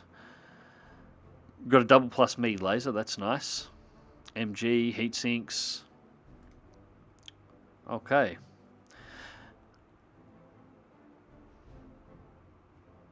I'm guessing the color of the icon determines what type it is? Yeah, it's just a way of breaking down different classes of things. Yeah. Blues, ballistic, greens, energy. Vox says I started Witcher Season 2 yesterday. I already dislike it majorly. Deb Meat would shit on the writer's desk if he was watching it. Yeah, well, I could already see part of that happening in the first one. I mean, like, the Witcher series is based on books and short stories, and they're almost already put together perfectly to make TV show episodes out of. And there is a couple of really good stories in there that made it into the first season that, for fuck knows what reason, they decided to make changes to them, and they weren't improvements. And there wasn't even changes to optimize it for television, because there was, like, think of it like an individual scene, and the scene where they find the genie, that episode. They changed specific parts of scenes, but they didn't remove the scenes. So they changed the way things occurred in the story for no apparent reason, in a way that did not improve the story, that also didn't optimize the runtime. So, yeah, I couldn't work out why they did it. And it wasn't anything that would have made it cheaper to film either. Yeah. So, I didn't mind the first season. But that's more general because I like Cavill, and I'll watch the second season because, you know, I like Cavill, but yeah, I couldn't see where the writers were going with a lot of it, and yeah, disappointing to hear that you think its second season's worse. I actually haven't watched them, which I just saw them at it and went, oh god, this is annoying. Yeah, that's just bad timing. I like the scent with the AC-20 and Gauze rifle. Actually, I don't think I've ever ran one with the Gauze rifle before. I generally run it with an AC-5 or an AC-10. I like to have medium lasers, and I like having SRMs, because with my Centurions, both in Battletech and in MechWarrior, I tend to get them close enough that I can punch the enemy. That's my goal.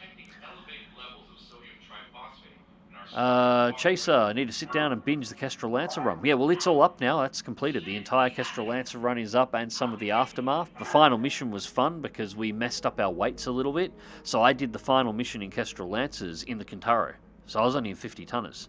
And we only had... I don't think we had a single 100-tonner on the field, and we still managed to knock that over really easily to the point where we broke the audio towards the end. I think Tex is the only reason I'm starting to develop appreciation for Innisphere mechs. Oh, I'll help you along there. Ideally, I prefer Innisphere over Clan.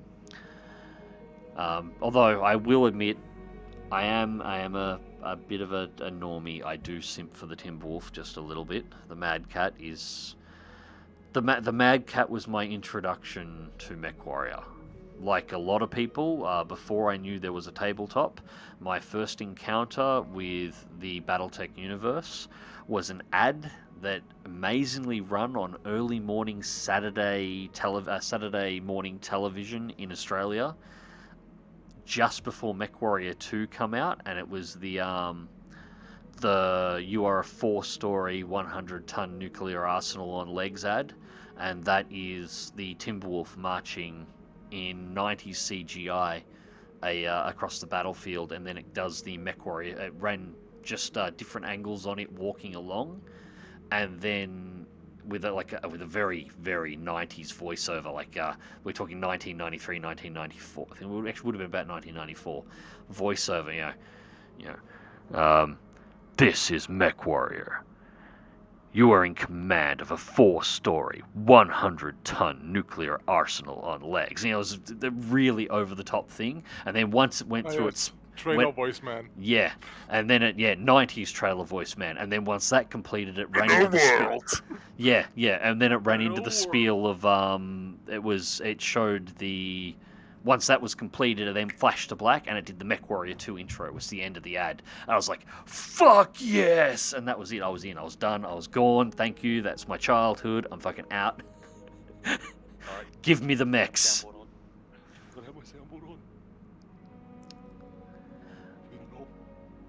Oops. Shoot myself there. Are you just going to talk over the stream, dude? Sorry, I accidentally tried to log into my Twitch account and I accidentally turned on my soundboard when it was on. Sorry. Also, a bed. The one you have in storage is a Star League Royal variant Black Knight. Actually, I can check for you right now. Possibly is. I got this when I first started playing the campaign, and I can't honestly remember where the hell I got it from. Just quickly repair that. 14,002 days. Cool. That's fine. You're going to need a refit, so we'll quickly bolt my mechs back together here. Repair the leg, and what do we lose? Apply the duct tape. Yeah, apply the duct tape. So we got an arm plus mod. Yeah, we'll whack that in there. That'll be fine. It's a plus, but it's okay. It's me Centurion, I don't mind it. Actually, no. +1 is a 51, actually. It's annoying. Equipment. Do we have a standard arm mod? Comms plus 3. 4 resolve gain. It's nearly 1 million. I don't quite have the cash for that. You do have a double plus cockpit mod as well. That I'm taking. That, thank you. Mine. New I mean, you equipment do have available. the cash for it, but...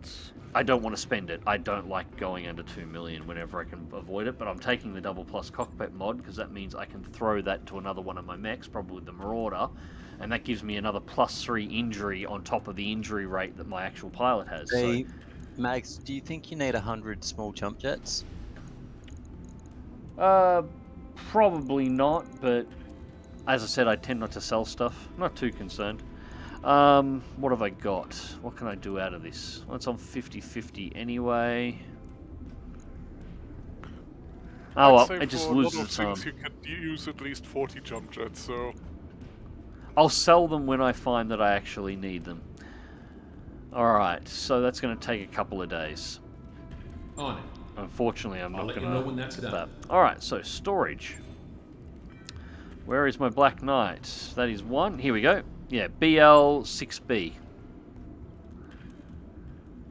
So I've got the BL6, so standard energy weapons platform, dedicated energy weapons platform, hellish damage, and then I've got the BL6B Knight, which is harder hitting, cooler running Star League ancestor to the standard BL6 Knight we have today. It did everything the 6 does, but better, mostly thanks to its double heat sinks, which are basically non-existent these days. So, the BL6B. Macabre, I will admit I'm struggling in the end game. I got an assault lance, but I think 4 to 5 rated missions cost me more running them than I get, and it spirals hard after a few bumps. Currently 4 stalkers, 1 Highlander, 1 Battlemaster, 2 awesomes. Yeah, you got to manage them a bit at the end. You can get around it. It's just it does get a bit tight. The series is just discombobulated. Somerset House Carl, it's good having a nerd as the lead who insists on having cannon speech put back in after the writers have axed it.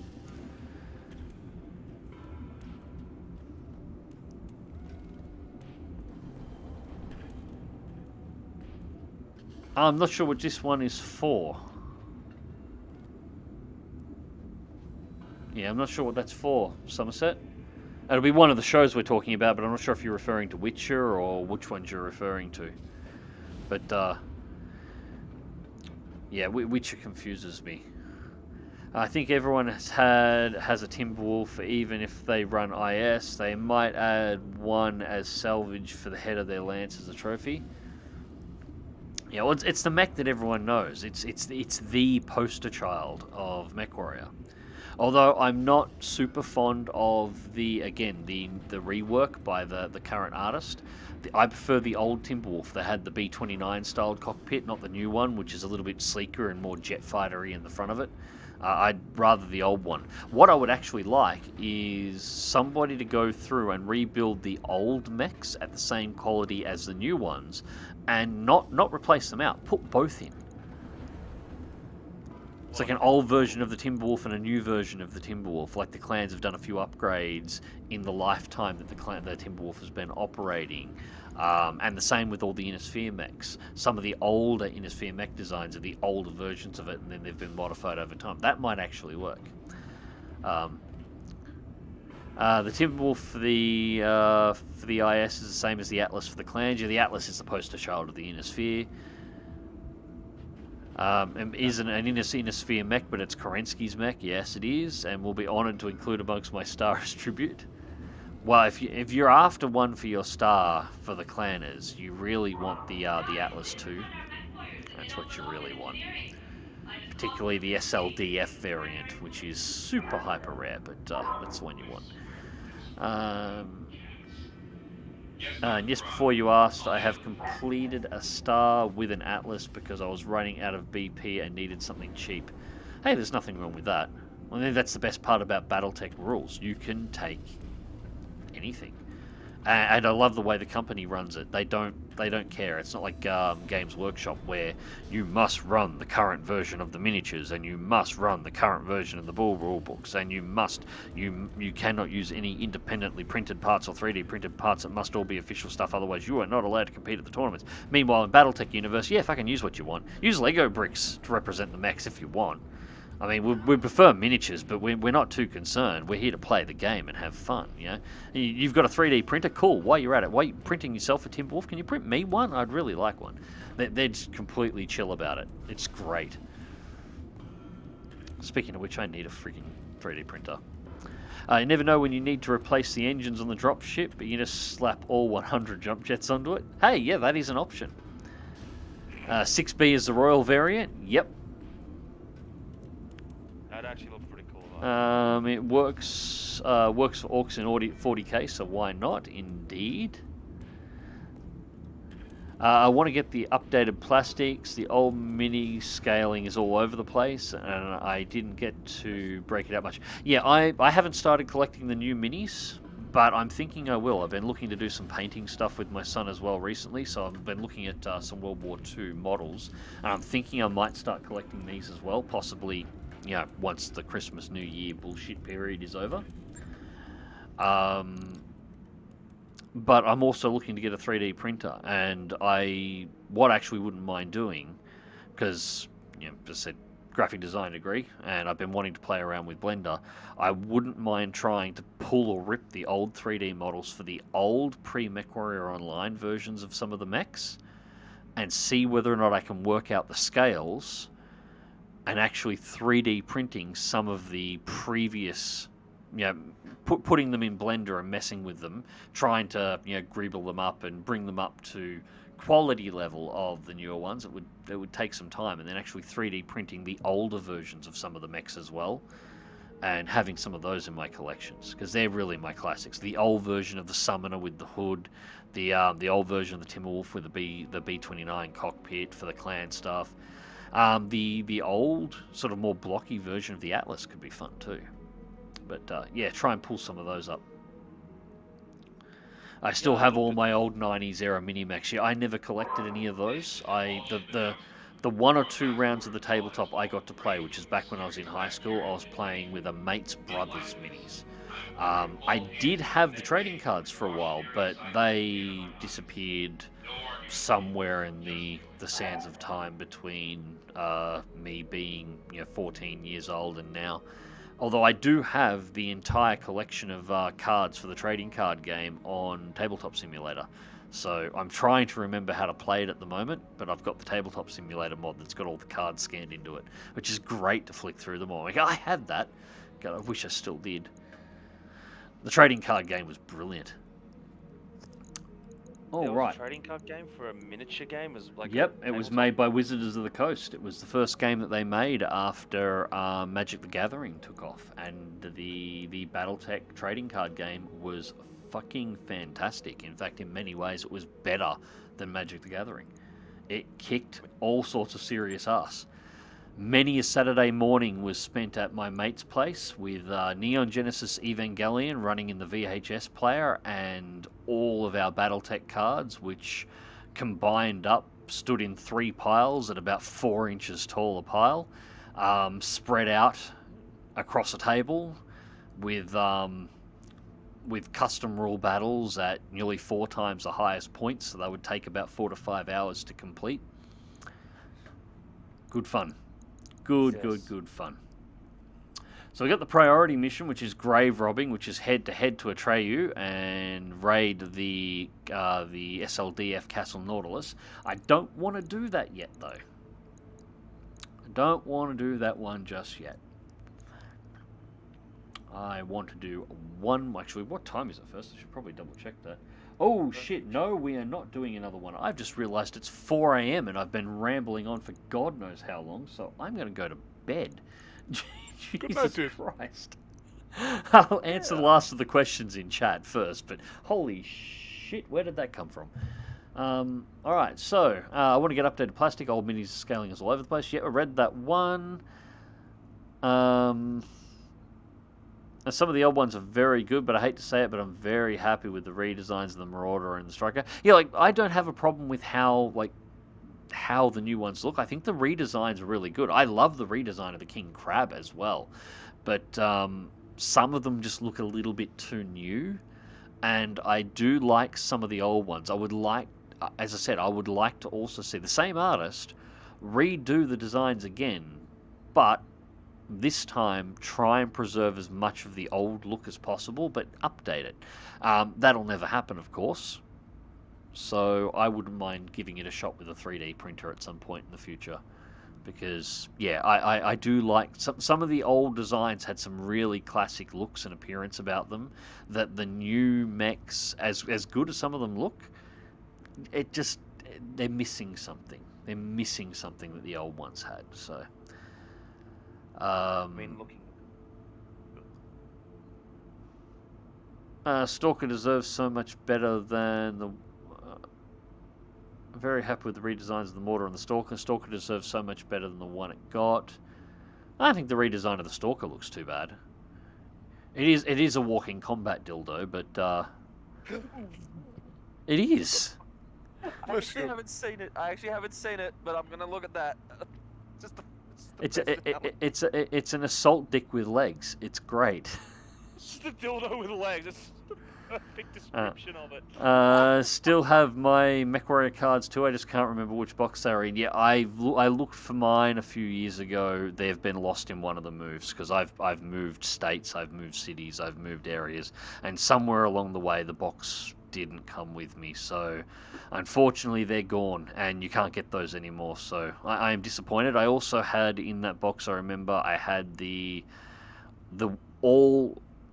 entire collection of the original 1990s Teenage Mutant Ninja Turtles, the cards that came with the bubblegum. I had the whole fucking set, and that was with my Battletech cards, and it's gone as well. So I had a couple of things that my plan was in the long run, eventually to get a giant photo frame and put them all up so you could see the entire lot in a thing as a bit of a collector's thing from something that I had with a kid and I kept, but somewhere along the way they got lost. And it was disappointing. It was disappointing. I'd send you one of my 3D printers if it wasn't going halfway around the world. I don't use them enough to justify having them. That's alright, I can get them here. I'm trying to get a resin printer at the moment, because, well, I'm probably going to get one of each. I'm going to get one of the, I forget what they're called, the cord printers, and I'm going to get one of the resin printers as well. But it's just limited budget, and it's Christmas time. Like, I ain't buying shit right now. Couldn't afford a friggin' hamburger if I wanted one, to be perfectly honest. Everything is tied up in the Christmas thing and making sure there's all good stuff happening for the kids. I'm fearful when they redesign anything, so when they do it well, I'll give them credit where it's due, and those two mechs got the best redesigns. I think there's some really good redesigns in general in the mix. As I said, my only complaint with the redesigns is they make some of them just look too new, when they should be a lot rougher for Inner Sphere designs. Clan designs, the clan redesigns, outside of just some of the classical styling that I like, they look perfectly fine, because the clan mechs should be shiny. They never lost the ability to manufacture them, they never lost the ability to maintain them. So clan mechs are in pristine condition, so they should look exactly like that. Clan mechs are fine. Just the Inner Sphere mechs need to be a bit more beaten up. Somebody needs to take a sledgehammer to them.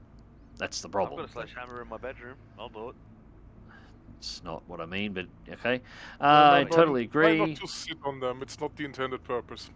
First Battletech tabletop I played, we had bits of paper as a mate and had the rules. And Orcs and Elves figures just loomed dead wrong. Okay, maybe it's getting really early and I'm reading that right, but I'm getting you just played with whatever you had bits and pieces around to actually put it all together. Yeah, that's fine within the rules. It's basically use whatever you've got. The entirety of Battletech is set up so that if you've got all the good parts and all the good terrains and stuff, by all means play with everything. But if you don't, still play the game and have fun. Like, it encourages you to play. It's very friendly, and the two versions of the rules that you can get, one's a more simplistic version that's easier to get into and easier to learn. One's a little bit more complex and deals with some larger scale battles, and then I love the fact that you can also get the MechWarrior compendium to it, so you can do the MechWarrior RPG, and then anytime you actually get into a fight, you can then pull out the Battletech rules and you can play the fight out on the Battletech tabletop. So you're using the MechWarrior RPG rule set, which essentially sort of plays... I'll admit I haven't played this one, but as I understand it, it plays kind of like the Battletech version of Dungeons and Dragons, from the RPG standpoint. So for playing out your characters and having to play through negotiations, deals, walking around and not involving a mech. And then when you actually want to do the mech stuff, the rules are actually set up in a way that you can pull out the minis and play the battles themselves that your mech warrior from the RPG is part of within the Battletech tabletop, which is minis, mechs, and all the dice rolls for mech combat. So it's got a really good thing going on. That sounds very beginner friendly, actually. Too much lore dumping. It's going to get worse. I'm not rereading all of my source material at the moment for no reason.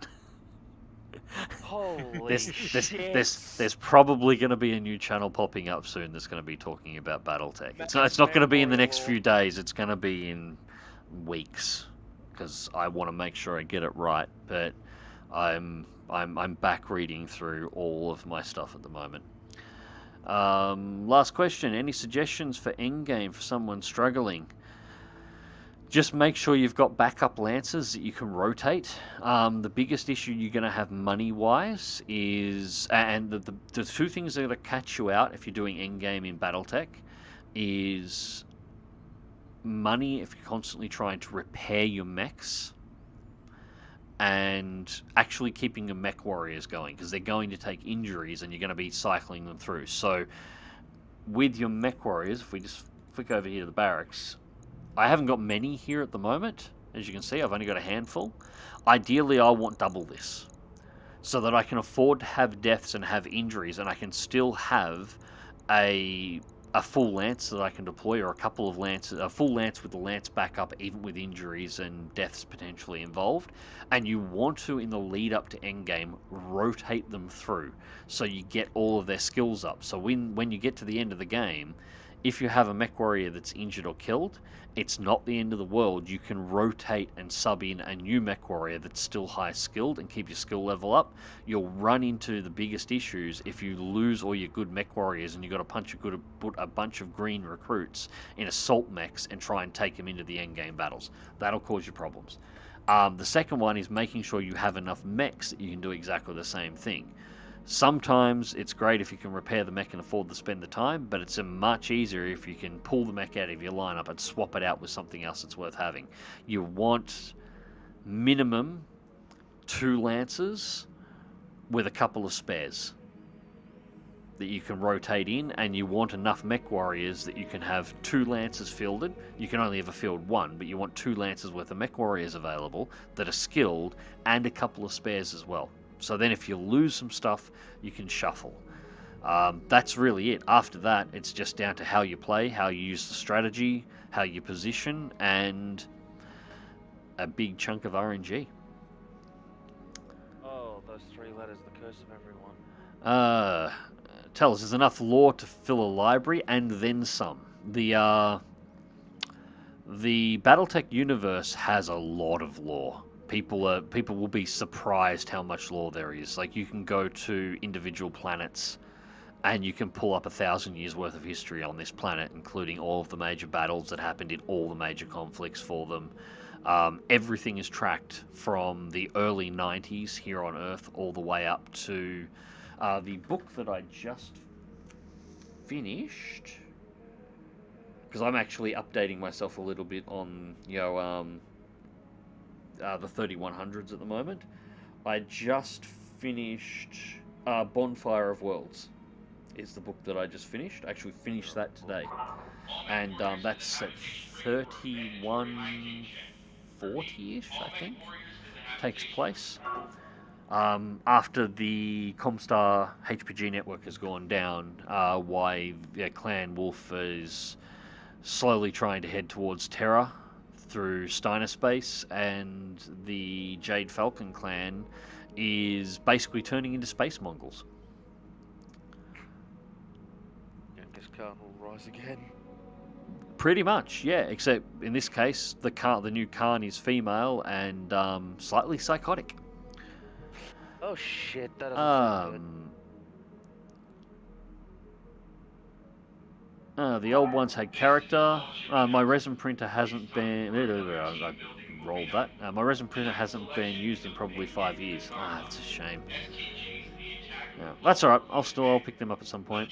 That's what I used to do. Combine TT with MechWarrior RPG. Yeah, I've never done the MechWarrior RPG thing. I've got one of the booklets for it. It's probably out of date now. I think it's one of the mid-90s... the light rule books and breakdown for it. It reads a lot like Rogue Trader from the 40k universe, but I would like to give that a shot. The problem was when I got that, nobody else was really interested, and there was only the limited access that we had to the Battletech stuff to begin with. So.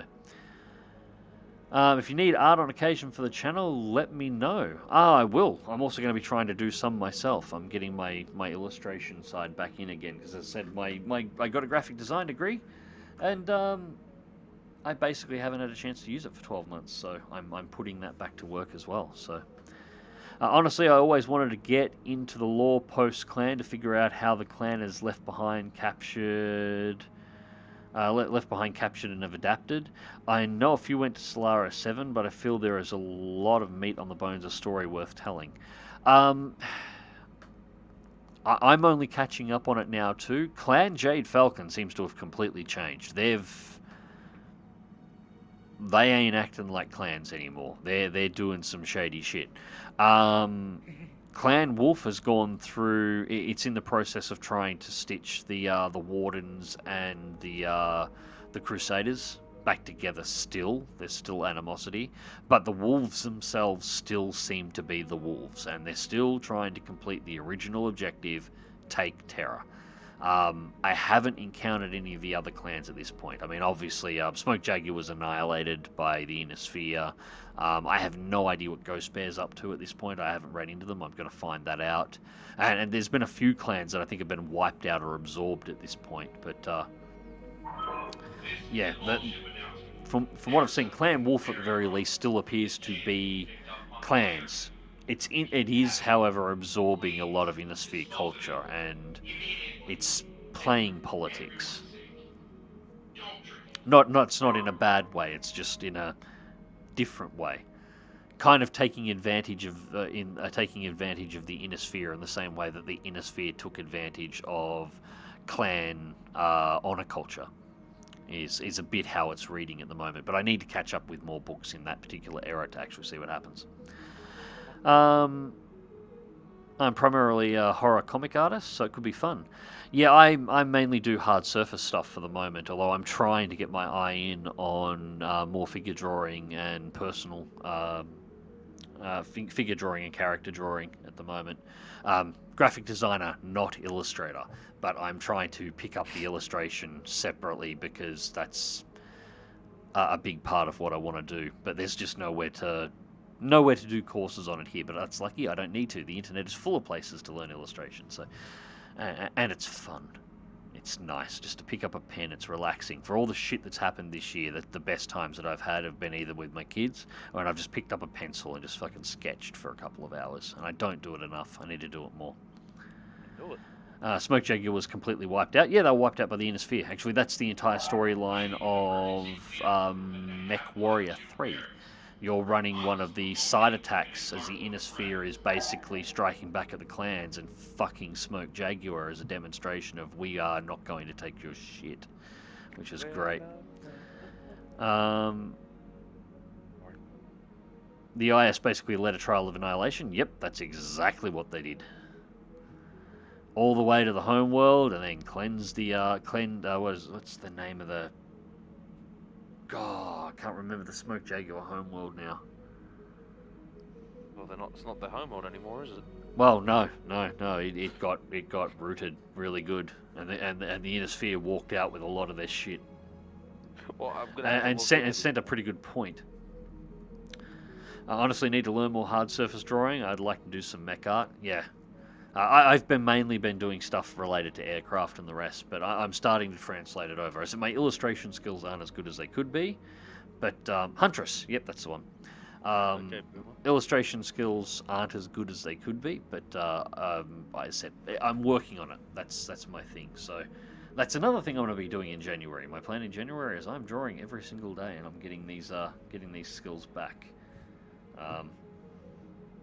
Alright, so that's up to date. Alright, ladies and gentlemen, thank you for joining the stream. I wasn't expecting it to run so late. I'm sorry we didn't get any more battles in, and sorry for the lore dumps if that wasn't your thing. For those who did enjoy it, I hope you did, and hopefully there will be more... hopefully there'll be more of these streams coming up very, very soon. As I said, it depends a little on the internet side of things and a little bit on real life at the moment, but I wouldn't mind fitting a couple more in over the next week. This stream, of course, will be uploaded to the YouTube channel overnight, so hopefully it'll be up for anybody who didn't quite catch it. And yeah, I'm going to call it there, guys, because I am fucking knackered. So, good night, guys, and I'll catch you next time. Sleep well, dude. Night, Mags.